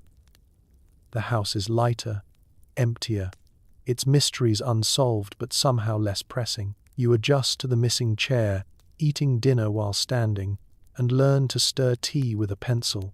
The missing candlestick is replaced with a stubby candle in a saucer. As for Uncle Reginald's sense of purpose, he seems happier without it, embracing a new career as the family's unofficial bard. In Victorian London, memory is flexible, furniture migratory, and blame deliciously diffuse. You might never know where the missing objects went, but in a house swirling with laudanum and poetry, perhaps it's enough just to keep your socks in pairs and your expectations low. Grandma insists on her own homemade remedies: a poultice of mustard, a bit of goose fat, and, you guessed it, a drop of laudanum for good measure. If you complain, she threatens you with leeches. Your earliest memories are of Grandma hunched over the kitchen table, grinding questionable roots with the vigor of someone who fought in at least one war and still isn't over it. The kitchen is always full of strange aromas: vinegar, camphor, something suspiciously burnt, and every available surface is covered with mysterious jars, each hand labeled with cryptic directions and stern warnings for chest only, not for eyes or goats. If you sneeze, she's already there with a rag soaked in something that promises to clear the sinuses and strip the paint from the wainscoting. Every ailment has its matching remedy. For coughs, it's a spoonful of honey, half a teaspoon of mustard powder, and a dollop of goose fat, smeared generously on your chest, hair, and, more often than not, the bedsheets. For colds, it's onion broth and hot towels wrapped around your neck with the precision of a particularly vengeful anaconda. If you protest, she produces the family's beloved brown laudanum bottle and mutters, "It'll put hair on your chest, or at least stop you caring about the problem." Her favorite cure for headaches involves tying a silk scarf tightly around your head, stuffing your ears with cotton, and insisting that you sit in total darkness while she rubs your temples with camphor oil and hums ominously. You're never sure if the pain goes away or if you've simply been distracted by the overwhelming scent of medicinal despair. For digestive complaints, stomach gripes as Grandma calls them, her arsenal includes fennel seeds, a raw potato, for hugging, not eating, and a tea brewed from licorice root and threats. If things get dire, she'll slip a leech from her secret jar. Every woman should have at least 2, she claims, and dangle it meaningfully in your direction. Nobody in the house has ever actually been leeched, but the risk alone is enough to send you back to your chores with miraculous speed. The crown jewel of her treatments is the mustard poultice, a steaming, noxious mass spread on a strip of flannel and slapped onto the afflicted's chest, back, or, once, by accident, Uncle Horace is behind. The result is always the same: instant regret, followed by days of suspiciously yellowed laundry and the lingering scent of spicy doom. It draws out the illness, Grandma declares, wielding her wooden spoon like a scepter. And if it draws out your will to live, that's just a bonus. Naturally, laudanum makes its way into nearly every concoction. A drop here, a teaspoon there. Grandma believes it's the universal solvent, capable of dissolving pain, fever, and resistance to her culinary experiments. You once caught her stirring a bit into the plum pudding for digestion. Christmas was peaceful that year, if a bit blurry around the edges. The children have learned that arguing with Grandma is futile. They accept their goose fat and leeches with stoic resignation, confident that no illness can stand up to the combined assault of mustard, old-world stubbornness, and whatever's lurking in that mysterious jar on the top shelf. Complaints are answered with threats of even more creative remedies. Tar poultices, wormwood tea, and, as a last resort, a consultation with the neighbor's terrifying herbalist. You emerge from each round of treatment smelling like a delicatessen in midwinter, slightly dazed, and with no memory of what was wrong in the first place. Perhaps that's the true genius of Grandma's medicine. By the time she's finished, you've either recovered or forgotten you were ever ill. In Victorian London, home remedies are a family tradition, equal parts bravery, trial, and error, bound together by love, laudanum, and a willingness to rub goose fat on almost anything. Mother knows best, or at least loudest. And if you're lucky, you'll live long enough to someday threaten your own grandchildren with leeches. It seems like everyone in your street is either expecting, recovering, or inexplicably unconscious. There's a reason Victorian London is experiencing a population explosion, and nobody can remember who the father is. The signs are everywhere. Washing lines strung with nappies that never seem to dry, prams lining the sidewalks like tiny wheeled barricades, and front doors opening onto scenes of barely controlled domestic chaos. Every other day, a midwife trundles down the street, arms full of towels and secrets, nodding solemnly at neighbors as if to say, "Don't ask. Just bake something." Babies arrive at all hours, during tea, in the middle of church service, and once, memorably, on the back steps of the butcher's shop, next to a basket of slightly less lively piglets. The air is filled with a constant background chorus of infant wailing, punctuated only by the heavy silence that follows the application of mother's quietness, infant's soothing syrup, or good old-fashioned laudanum. If a baby fusses, someone is there with a bottle and a soothing, if slightly desperate, lullaby. "Hush now, little darling, have a sip and see the fairies." Infancy in Victorian London is less a stage of life and more a medically induced nap. No one knows exactly how many children live in each household. There are always more than you remember, and at least one you're certain belongs to the family down the street. With so many babies and so much confusion, it's become common practice to simply take a head count before bedtime and hope the numbers roughly match. Sometimes an extra child stays for supper. Sometimes one goes home with the neighbor's laundry. Nobody panics. In a city where half the population is under 6 and the other half is in a laudanum haze, these things sort themselves out. The adults are not much better off. Every woman of childbearing age is either in the family way, recovering from her confinement, or suffering from a nervous condition that can be conveniently treated with a few drops of opium tincture and a lie down in a dark room. Husbands try to keep track of the cycles, but honestly, most are still trying to figure out which child is theirs and whether they were even home 9 months ago. The local vicar has given up trying to keep accurate baptism records, writing probably a Jones or looks familiar in the parish book. Even the midwives move through the neighborhood with a particular kind of weariness. Their aprons are perpetually stained, their advice delivered in a monotone that suggests they've seen everything and wish they hadn't. They carry laudanum for the mothers, for the babies, and, some whisper, for themselves. When asked how they cope with the endless cycle of births and sleepless nights, they simply smile and say, "It's a calling," then take a sip from a flask labeled emergency only. The result of all this is a baby boom of unprecedented proportions. The street is thick with prams and toddlers, alleyways echo with games of tag, and the occasional chorus of London Bridge, sung off-key and at dangerous speeds. The older children, wise beyond their years, act as nursemaids, pushing prams, spooning syrup, and organizing escape attempts when nap time approaches. Every corner hosts a cluster of young mothers exchanging gossip and dosage tips. I swear by 2 drops at bedtime, 3 if it's raining. Of course, there are downsides. Memory is a fragile thing in this neighborhood, and you can never quite be sure when or how a child came to be in your care. Names get muddled, birthdays are a collective fiction, and family resemblance is measured mostly by proximity to the laudanum bottle. In the end, the laudanum baby boom is less about biology and more about survival, a testament to London's talent for muddling through, multiplying, and making the best of a world where nobody really knows who's coming to dinner or why the cat now answers to William. The only certainty: tomorrow will bring more babies, more bottles, and another head count at bedtime, just to be safe. One morning, you wake up to find the laudanum bottle empty. The house descends into chaos, sweats, shakes, and more family arguments than a Thanksgiving dinner.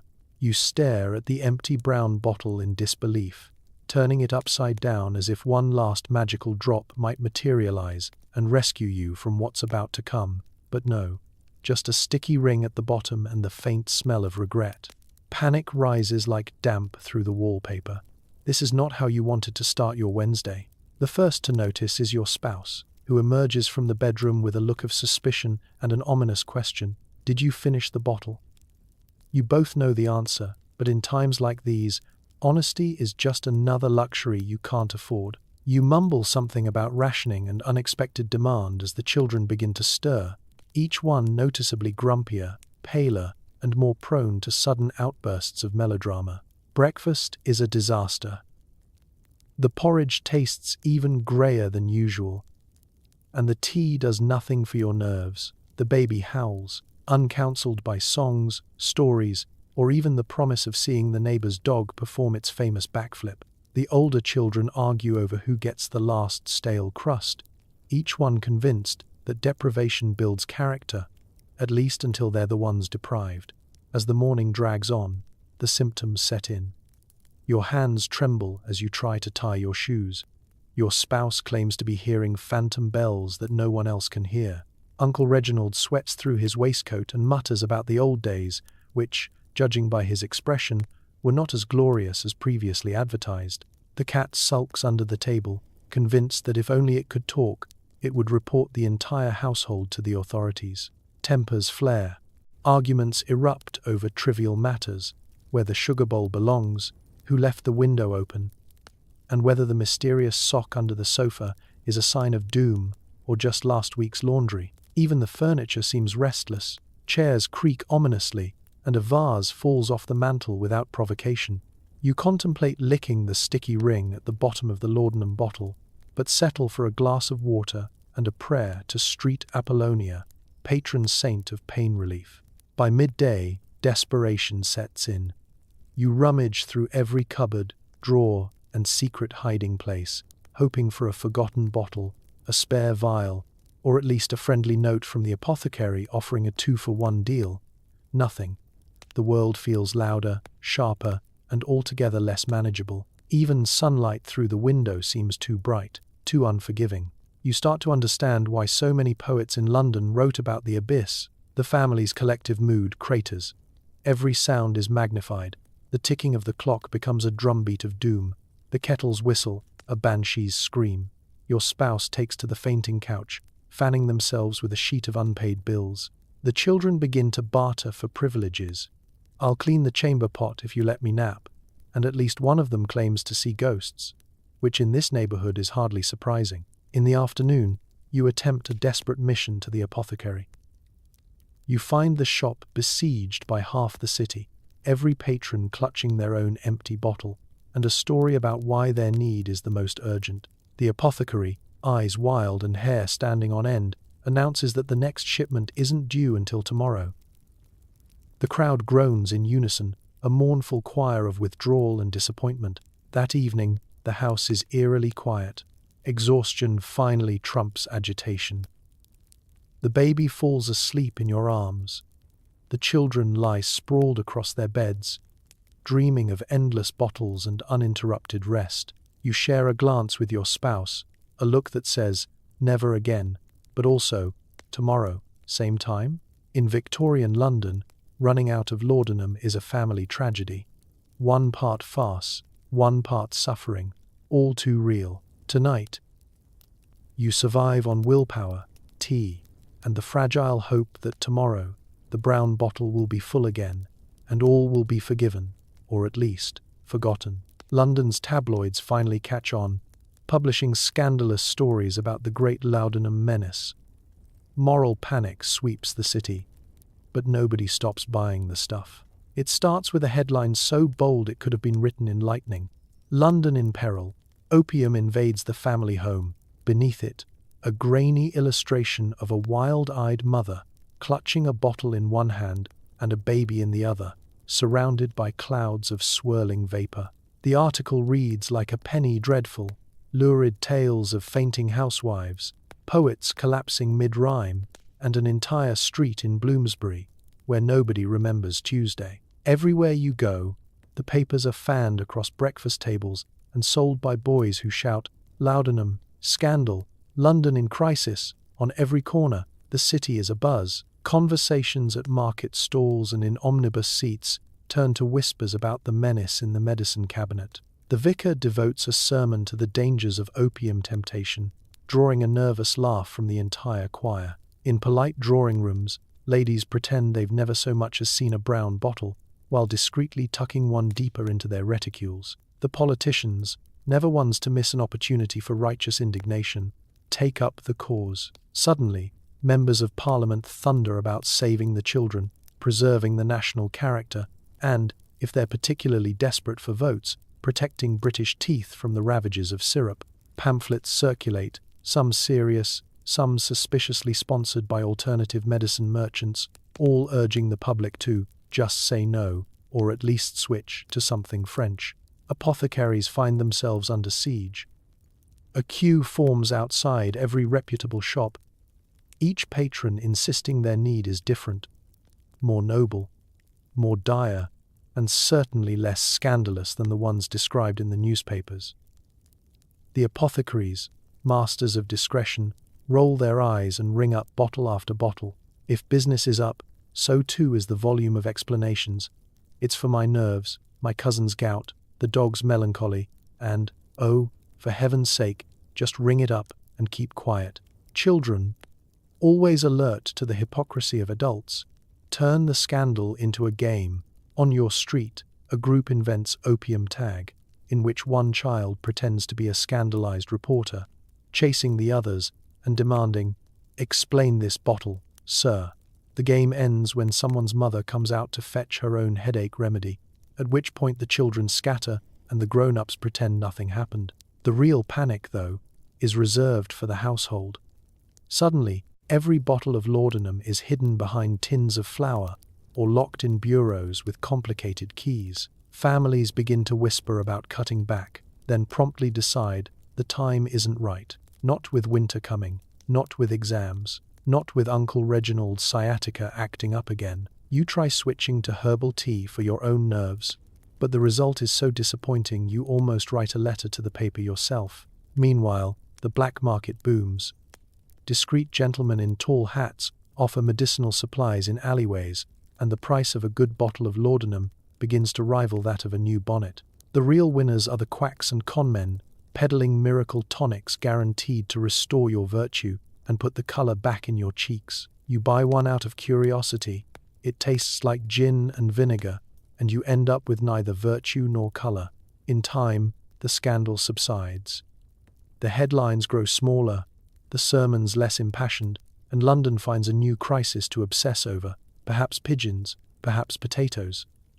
The laudanum, tucked safely back in its cupboard, resumes its quiet reign over the household. For all the panic, the Londoner's loyalty to their nightly dose never wavers. Some things, it seems, are too useful, too soothing, and far too entrenched to be undone by scandal, no matter how dramatic the headlines or how wild the illustrations. The Great Laudanum Menace? More like the Great Laudanum Shrug. At Sunday service, the vicar preaches about moderation, but half the congregation is nodding off.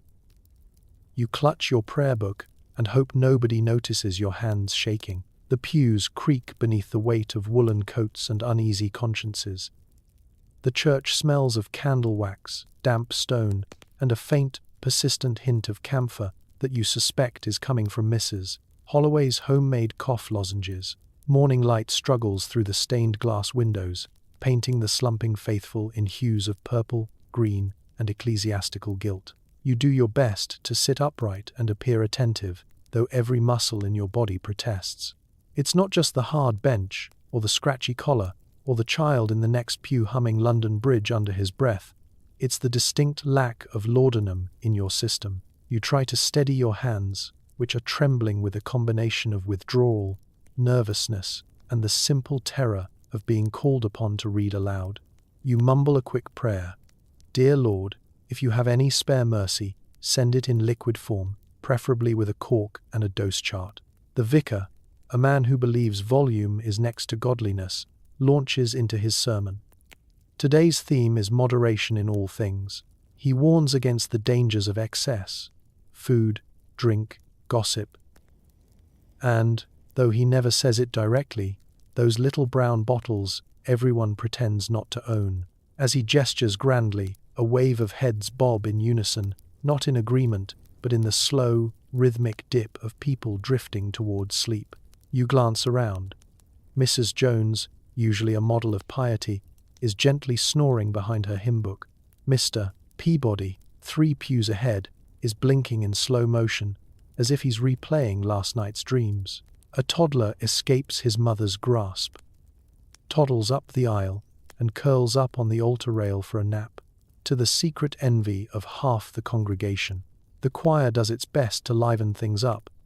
They launch into Abide With Me with all the enthusiasm of a group who just discovered the sheet music ends in a minor key. You mouth the words, missing every third line, distracted by the low-level trembling in your knees. It's hard to focus on salvation when your body is mostly focused on survival. As the sermon drags on, you find yourself daydreaming about lunch, about warm bread, strong tea, and, most of all, a discreet nip of something comforting. You promise yourself that next week you'll go easy on the bottle, or at least mix it with something more respectable than cough syrup. The collection plate comes around.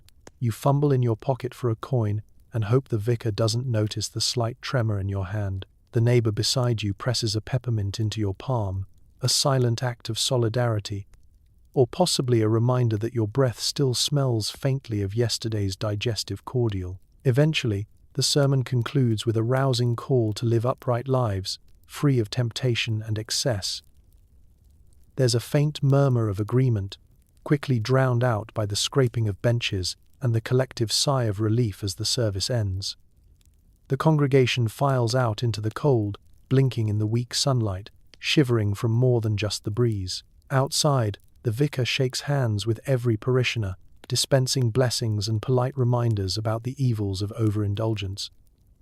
Everyone nods dutifully, pockets their pamphlets, and hurries home. Within minutes, windows up and down the street flicker with lamplight as families resume their usual routines: roast beef, potato pudding, and just a small, medicinal drop, strictly for the nerves.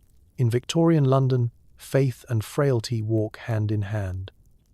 And if you happen to doze through the sermon, well, who could blame you? After all, even the most powerful prayers go down smoother with a spoonful of laudanum and a forgiving hymn.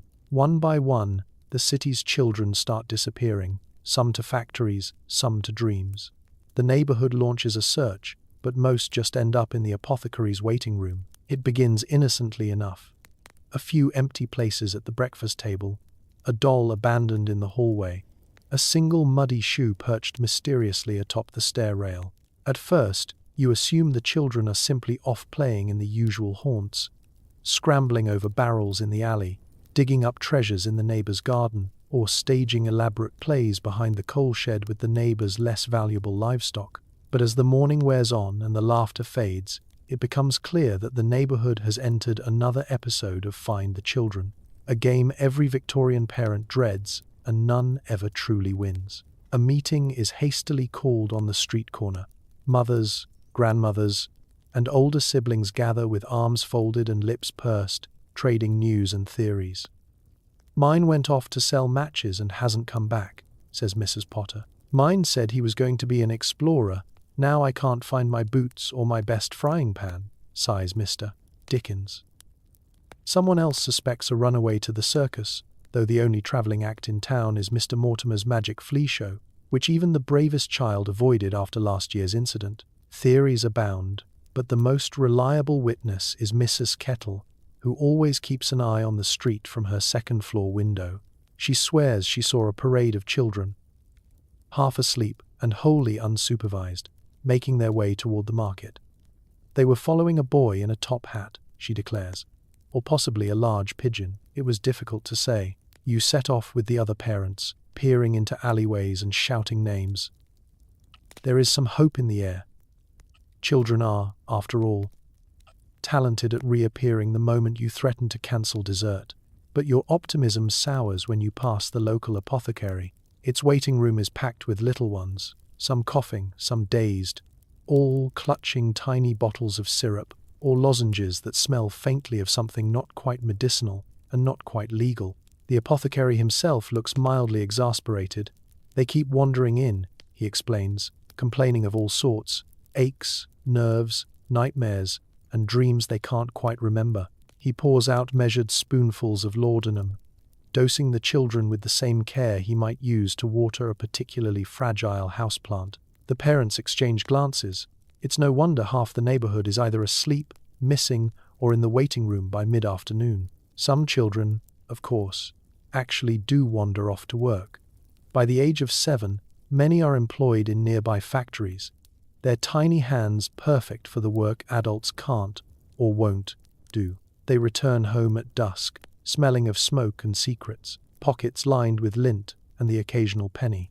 When asked where they've been, they shrug with the world-weary air of a retired sea captain and demand extra pudding. Others disappear into dreams, caught in that gentle twilight between wakefulness and sleep. Thanks to the liberal application of mother's quietness or infant's restorative, it's hard to blame them. In a city full of clanging bells, factory whistles, and unpredictable cats, a dose of syrup and a journey into dreamland is, for some, the only sensible escape. As the sun sets, the search parties return, herding their charges home with the kind of relief usually reserved for finding an unbroken teapot. Children tumble into bed, faces smudged, hair tangled, still telling half-remembered stories about wild animals, secret tunnels, and the mysterious boy in the top hat. You tuck them in and resolve to keep a closer eye tomorrow, though you know, deep down, that in Victorian London, children will always find a way to wander, if not in body, then in spirit. In the end, the best you can hope for is that they wander home by supper, their pockets full of stories, their hearts full of adventure, and only a slight aftertaste of laudanum on their tongues. A few brave doctors start to question the wisdom of pouring opium down everyone's throat. New treatments are proposed, most involving cold baths, fresh air, and mild disappointment. It starts quietly, as most revolutions do. Dr. Hargreaves, previously famous for prescribing laudanum for everything from melancholia to moth bites, suddenly arrives at your door clutching a pamphlet titled "Toward a Less Lethal Medicine Cabinet." His waistcoat is a bit looser, his eyes slightly more suspicious.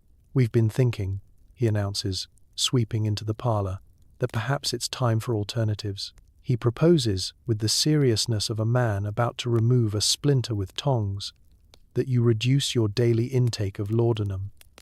Instead, he recommends outdoor exercise, a concept so foreign in your household that the children assume it's a new brand of cough drop. A brisk walk in the fresh air does wonders for the constitution. Dr. Hargreaves insists, glossing over the fact that the London air in 1855 is roughly 50% soot, 40% fog, and 10% lost pigeons. Next comes the cold bath. The latest medical journals, he assures you, claim that an icy plunge will stimulate the vital forces and sharpen the mind. You try it once, gingerly dipping a toe into a basin of water that feels personally offended by the concept of warmth. Within seconds, you're convinced your soul has fled your body, and any melancholia you previously experienced is replaced by pure, undiluted shock. The children are less enthusiastic. "If this is health, I'd rather have the sniffles," declares your youngest, wrapping herself in every blanket in the house. Dietary reforms are also in vogue. Gone are the suggestions for rich puddings and fortifying tonics. Instead, you're offered light soups, plain broths, and the occasional slice of dry toast to settle the nerves. Your spouse stares at the bowl of watery gruel with an expression usually reserved for tax collectors and surprise visits from the vicar. "Does it come with a drop of something?" they whisper. "Just a splash?" "But Dr. Hargreaves shakes his head. "Only lemon, and only if absolutely necessary." The biggest change, though, is the ban on patent medicines. The household's once bountiful collection of bottles is slowly confiscated, locked away, or, on one memorable afternoon, poured ceremoniously down the drain while everyone stands around clutching cups of herbal tea. The family cat, a lifelong connoisseur of unattended syrups, seems both confused and slightly healthier. For emotional distress, the new advice is conversation, gentle music, and a positive outlook. The doctor encourages reading poetry aloud, though he cautions against anything too French, too tragic, or, after the incident with Uncle Reginald, anything involving star-crossed lovers. "Uplifting tales only," he declares, handing you a copy of Moral Lessons for the Industrious Child. Of course, not everyone is convinced. The old guard of apothecaries, sensing a threat to their livelihoods, whisper warnings about the dangers of going without. The neighbors grumble that nothing soothes a teething baby like a bit of syrup, and even the vicar seems unsure about all this talk of moderation. There are secret stashes in attics, whispered deals in back alleys, and at least one grandmother who will never surrender her tinctures. But change, as ever, is inevitable. Slowly, households adapt. There are more muddy boots by the door, more open windows, and slightly fewer episodes of spontaneous fainting. The headaches don't disappear, but at least the family's memories become a little clearer, their arguments a little more coherent, and their cutlery a bit less migratory. As for the doctors, they bear the brunt of disappointment. "You used to give us something that worked," a patient grumbles. "Yes," replies Dr. Hargreaves, "but now you'll live long enough to complain about it." And so, the great reform begins, not with a bang, but with a shiver, a brisk walk, and the dawning realization that, in Victorian London, good health may be its own, mildly disappointing, reward. You wake to find the sun struggling through yellow fog, the house a little quieter, and your head pounding with the memory of dreams you hope never to remember. The laudanum bottle is gone, but the stories linger, like ghosts in the London mist. The morning air is thick, as if the city itself is hungover. You push back the covers and sit up slowly, the room spinning with the gentle persistence of a badly tuned music box. The sounds of life, clattering pots, distant horse hooves, the muffled coughs of neighbors, filter in through the window, each one too loud and much too real after so many nights softened by syrup and denial. Every surface in the room feels just a touch out of place, as if furniture rearranged itself in the night to better observe your suffering. Your slippers are missing, replaced by a single boot and something that might be last week's newspaper. You shuffle toward the kitchen, pausing to squint at your own reflection in a tarnished mirror. The circles under your eyes have developed circles of their own, and your hair, once brushed nightly with high Victorian optimism, now defies all attempts at order. Breakfast is an awkward affair. The table is quiet. Spoons scrape listlessly through porridge, the children eyeing it, as if it might leap up and run away. Nobody speaks above a whisper. The usual cheerful clatter has been replaced by an unspoken pact. No one mentions the missing laudanum, the strange dreams, or the fact that half the family tried to eat cold soup with a fork at midnight. You catch your spouse's eye. They give you a weary, understanding smile, the look of a co-conspirator who remembers both the best and worst of last night's adventures, and who shares your quiet determination to avoid all apothecaries for at least the rest of the week. Uncle Reginald appears, looking as if he spent the night fighting existential dread and losing. He sits down, opens his mouth as if to recite poetry, and instead opts for silence and a second cup of tea. The children, at least, seem resilient. Already, they're plotting the day's adventures, slipping out the door before you can remind them to wear shoes, or, at the very least, to avoid the neighbor's goat. There's a certain relief in their energy, a sign that, despite everything, life carries on. You begin the slow process of tidying up, picking stray buttons off the floor, righting toppled chairs, finding the missing candlestick under a pile of hastily discarded blankets. Each object feels like a small mystery solved, each chore a quiet penance. The house breathes with you, walls exhaling the night's anxieties, windows letting in just enough pale sunlight to suggest that things might get better, or at least different. Out on the street, the city moves as if nothing happened. Vendors hawk their wares, children chase rolling hoops, and somewhere a milkman drops a bottle with a curse and a shrug. The world, it turns out, does not stop for personal epiphanies. Neighbors nod knowingly as you pass, each carrying their own secrets, their own regrets, their own empty bottles carefully tucked away. You pause at the apothecary, feeling the tug of habit, the familiar urge to step inside for just a small bottle, just in case. But you keep walking, hands deep in your pockets, letting the temptation drift away on the morning fog. Maybe today, the remedy is a walk, a cup of strong tea, and the promise of quieter nights. The laudanum is gone, but the stories remain, woven into the fabric of your home, carried in the shuffling steps of your family, echoing in the laughter that slowly, mercifully, returns. You survived another Victorian night, and now you face the Victorian day, with less magic, more clarity, and a wary hope that the only thing lingering tomorrow will be the taste of hot tea and the memory of a household that, against all odds, still holds together. In the end, the pieces never fit quite the same. But as the sun climbs a little higher and the mist begins to thin, you realize, sometimes, that's the only way forward. It's Sunday afternoon, and the family decides to enjoy the fresh, mildly contaminated London air. You spread a blanket over the only patch of grass that doesn't appear actively haunted. The picnic basket contains bread, cheese, and a discreet bottle of medicinal cordial for the nerves. Halfway through lunch, the adults are blissfully horizontal. The children are feeding scones to an imaginary swan, and nobody remembers whose idea this was in the first place. The park is alive with the sound of half-hearted birdsong, the occasional hack of a coughing crow, and the distant shrieks of other families attempting their own outdoor experiments in Victorian leisure. You settle onto the blanket, rearranging a stack of sandwiches, apples that may or may not have made it through last winter's cellar, and a jar of pickles best left unexamined.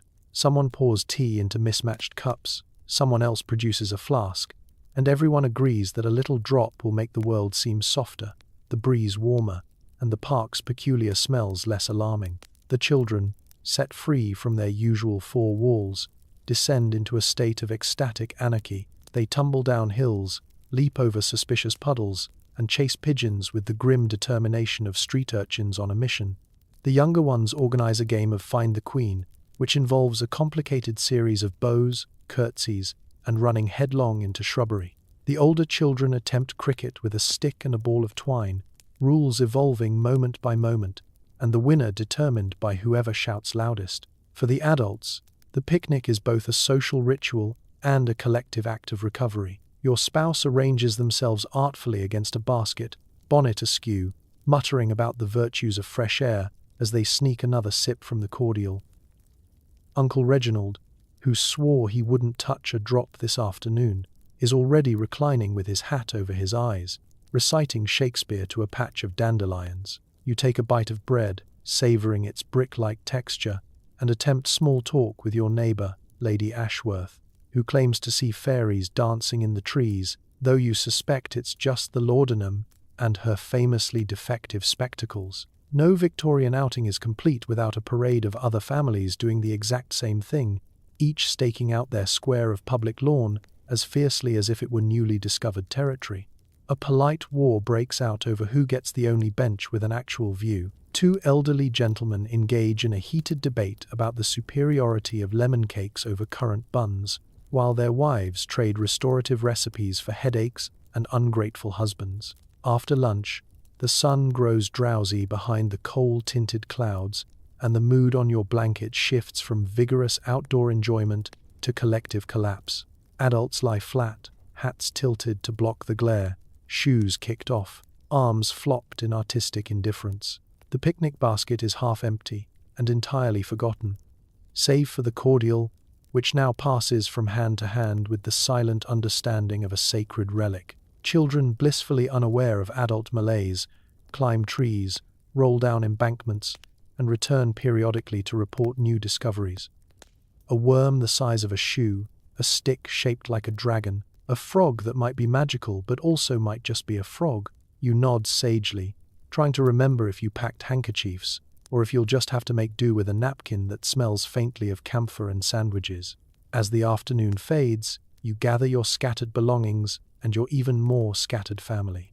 The picnic ends with a half-hearted group photo, everyone squinting into the sun and half the group still horizontal. You pack up the blanket, the basket, and the last of the cordial, leaving behind nothing but a few crumbs and some very confused pigeons. In Victorian London, a family picnic is a victory, a brief escape from the four walls of daily life, a reminder that even in the heart of a foggy city, there is room for laughter, leisure, and just a tiny, medicinal taste of oblivion. Mrs. Figgins from next door has read an article in the Times about the dangers of modern medicines. Now she drops by daily to offer unsolicited advice, a thick barley poultice and, paradoxically, a bottle of her own herbal tincture, which, upon closer inspection, is just laudanum mixed with gin, and the hope nobody asks for a recipe. Her visits begin promptly at 8:30, as if she's on a mission from the Society for the Prevention of Modern Conveniences. She arrives wrapped in a cloud of lavender water and self-righteousness, wielding a basket brimming with jars, bottles, and the kind of confidence only available to those who have never actually cured anything. "Morning, dear," she calls, barging through the door before you can protest. "I just popped over to see if anyone's suffering from excessive dampness, melancholy, or an excess of humours today." You steel yourself for the daily ritual. Out comes the barley poultice, warm, fragrant, and sticky enough to trap passing flies. "Apply liberally," she insists, "for coughs, headaches, rudeness, or to keep the mice away. You have your doubts." Last week's application resulted in 3 days of patchy hair and a suspicious rash on Uncle Reginald's elbow. Still, you smile and nod as she presses a jar into your hands, advice tumbling out faster than you can take in. Next comes the herbal tincture. "All natural," she whispers, "my own recipe, passed down from my grandmother, who lived to be 90 and only went blind twice." You uncork the bottle and are met with a smell equal parts gin, anise, and the ghost of last year's Christmas pudding. It's suspiciously familiar, especially after the third sip, when the world softens and you forget what your original ailment was. Her real gift, however, is conversation, a steady stream of cautionary tales about the dangers lurking in every bottle of cough syrup and every newfangled pill. "Did you know," she intones, "that the apothecary's latest remedy contains extract of Peruvian barking dog? I read it in the Times. It's a scandal, dear. Why, when I was a girl, a good mustard plaster could cure anything short of heartbreak.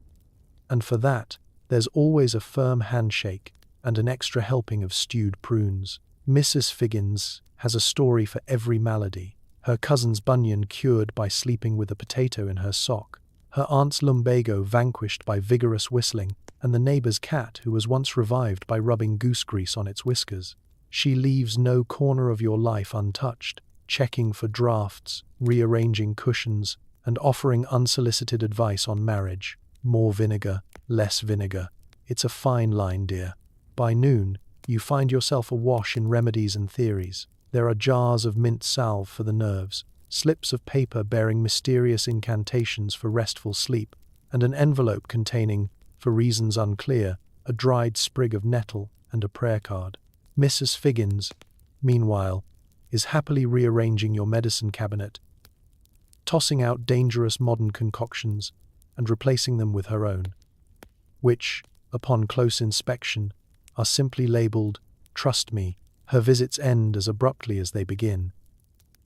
She gathers her empty jars, leaves you with a hug and a just ring if you need more barley, and sails out the door to enlighten the next unsuspecting household. You collapse in a chair, blinking at the array of homemade treatments and wondering if the slight dizziness is from her tincture or simply the effort of trying to keep up.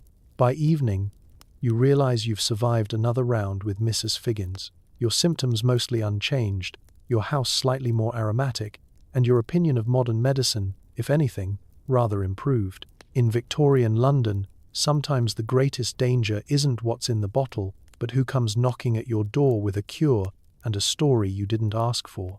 Laundry day arrives, as grim and inevitable as death or unpaid rent. You haul a tub of linens to the backyard, armed with lye, a stiff brush, and a teaspoon of laudanum for upper body fatigue. By noon, the sheets are only slightly less filthy, your hands are numb, and you're convinced the clothesline is slowly inching away from you when you're not looking. It begins before dawn, when the sky is a grey, uncertain colour, and the neighbourhood cats are still plotting whatever it is they plot. You pull on your least ragged dress, already stained with memories of laundry days past, and tie your hair back with grim determination. Every step down the stairs feels like a journey to the gallows, except at the end, instead of finality, there's just a mountain of soiled pillowcases and the scent of collective despair. The family's laundry is a living record of daily life. Shirts with mysterious stains, socks stiff enough to stand on their own, handkerchiefs embroidered with the initials of ancestors whose bad luck you seem to have inherited. There are baby bibs, scorched napkins, and, always, a single sock with no mate. A silent reminder that laundry is less a task and more an act of hope. You lug the tub outside, nearly tipping it on the step, and set up shop beneath the trembling optimism of a weak sun. The lye burns your skin almost immediately, reminding you that in Victorian London, household chores are both a test of endurance and a means of exfoliation. You scrub, rinse, and wring until your arms ache, pausing every so often for a fortifying swig of laudanum for the muscles. After the second dose, you find yourself humming a folk song you don't remember learning and imagining that the sheets are waving encouragement rather than simply escaping down the garden path. Neighbours peek over the fence, offering helpful advice. Mrs. Figgins recommends adding barley water for silkiness. She means for the linens, but your elbows could use some too. The widow from number 7 claims rainwater is best, unless it's collected on a Tuesday. You nod, grateful for any distraction from the endless cycle of scrubbing, wringing, and quietly cursing the existence of mud. As the pile dwindles, the backyard transforms into a battlefield of damp sheets and splashes of soapy water. The children, sensing an opportunity for chaos, appear with wooden swords and declare a pirate attack on the clothesline. The cat, ever supportive, chooses this moment to leap into the laundry basket, emerging with a sock on its head and the look of someone who's just won at life. The final stage is the hanging. You stretch each sheet across the line, pinning it in place as the wind threatens to undo your progress. The sun makes a half-hearted appearance, casting just enough warmth to keep the damp at bay. Occasionally, a sheet escapes, flapping across the garden like a ghost with unresolved issues. You chase it, arms flailing, and wonder if anyone in history has ever actually finished laundry. By noon, the hard work is done. You collapse on the steps, hands red and raw, and watch as your handiwork flutters bravely in the breeze. The laudanum has softened the edges of your exhaustion. Your muscles ache, but your mind floats in that pleasant haze that makes you briefly consider the benefits of nudism. The children cheerfully return to their games. The cat resumes its campaign against the socks, and you sip a cup of weak tea in the sunshine, marveling that you have survived another round. Laundry day in the 1850s is less about clean clothes and more about survival, resilience, and the occasional medicinal shortcut. The linens may never be white, but at least they're aired out, and in Victorian London, that counts as a victory. The family cat, Chairman Meow, has developed a concerning taste for unattended laudanum drops, and now spends his days staring intently at wallpaper, yowling at invisible forces, and ignoring every rat in the neighborhood. Some evenings he disappears entirely, returning days later with an unreadable expression and a new philosophical outlook. Chairman Meow was never what you'd call an ordinary cat. Even before his recent medicinal experimentation, he carried himself with the haughty detachment of a minor nobleman with a dark secret. But since the advent of easy access to laudanum, the bottles left carelessly on tables, the occasional spill in the scullery, he has taken on an entirely new air of mystery and menace. His daily routine is unpredictable at best. Mornings often find him perched atop the sideboard, staring into the distance as if waiting for a revelation that's just out of reach. If you dare to pet him, he either ignores you completely or purrs with the desperate fervor of a philosopher encountering a really good metaphor. Breakfast is a matter of indifference.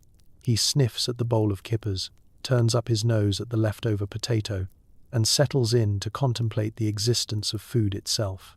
By late morning, Chairman Meow embarks on his rounds. He paces from room to room, tail swishing, pausing only to glare at the wallpaper with the intense suspicion usually reserved for door-to-door salesmen. No corner escapes his inspection. The children claim he can see ghosts. You suspect he's just tracking the last fumes of a spilled tonic. On particularly inspired days, he performs acrobatic leaps that defy logic and gravity, only to land with a thud, glance around to see if anyone noticed, and resume his meditative stillness. The rats in the cellar, once the sworn enemies of all things feline, now go about their business unmolested. They've learned that Chairman Meow is not to be feared or trusted. He's to be avoided, the way one avoids a poet in the throes of inspiration, or Uncle Reginald after too much port. The cat's hunting days, it seems, are behind him. Now he is a scholar, a thinker, a being untethered from the petty concerns of rodent control. Sometimes, especially on stormy nights, Chairman Meow vanishes completely. He slips out a cracked window or a half-closed door and dissolves into the London fog. The family speculates, is he searching for new sources of inspiration, attending secret feline gatherings, or perhaps being courted by an avant-garde society of philosophical alley cats? The truth is, no one knows. When he returns, days later, fur dusted with strange scents and eyes reflecting new worlds, he is tight-lipped about his adventures. He simply flops on the hearthrug, sighs, and resumes his usual vigil. His new habits are the subject of household gossip. The children are convinced he's writing a novel. Your spouse worries that his episodes are contagious. You, meanwhile, find yourself wondering if it's possible for a cat to become existentially unmoored. Chairman Meow seems content, or at least as content as any sentient being can be in a house full of unpredictable medicines and unpredictable people. Veterinary advice is sought, but the local animal doctor can only shrug. Keep the bottles out of reach, he says, and if he starts reciting Latin, let me know. In the meantime, the cat's wanderings are tolerated, his stares indulged, and his moments of insight, such as dragging a slipper into the middle of dinner, politely applauded. In Victorian London, everyone is just a little bit strange, some from laudanum, some from circumstance, and some because they're Chairman Meow. The rats rejoice, the family adjusts, and the wallpaper, for reasons best left unexamined, never looks quite the same again. So tonight, as the fog of Victorian London finally settles, and the last brown bottle is tucked back into the cupboard, you can let your mind drift away from coal smoke, crying babies, and medicinal tonics that would absolutely require a warning label today. You survived a full day in a city where pain was optional, sleep was chemically encouraged, and every solution came with a delightful side of addiction. You made it through the apothecary's promises, the teething infants gently sedated into silence, the poets arguing with furniture, and the quiet terror of realizing the bottle might be empty in the morning. You watched families do their best with the knowledge they had, loving their children, tending their homes, and trusting that the people in lab coats and waistcoats probably knew what they were doing. Most of the time, they didn't, but the effort was real. There's something strangely human about it all.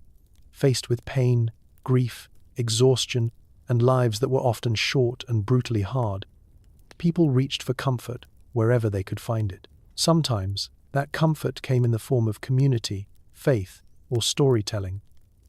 And sometimes, it came in a small glass bottle that promised rest, relief, and a few quiet hours without suffering. They weren't weak, they were tired, and they were trying to survive in a world that didn't yet know better. So as you lie there now, in your clean bed, with safe medicine, hot water, and the luxury of sleeping without accidentally overdosing on cough syrup, maybe whisper a quiet thank you to the people who lived through history's trial and error phase, the ones who endured foggy streets, questionable cures, and generations of mistakes so that we could eventually learn. Because history is messy and often tragic. But it's also proof that people are stubborn, hopeful, and deeply, hilariously human. Now let your breathing slow. Let the room grow quiet. The bottles are corked, the city fades, and you can finally rest, stone sober, blissfully comfortable, and very much alive.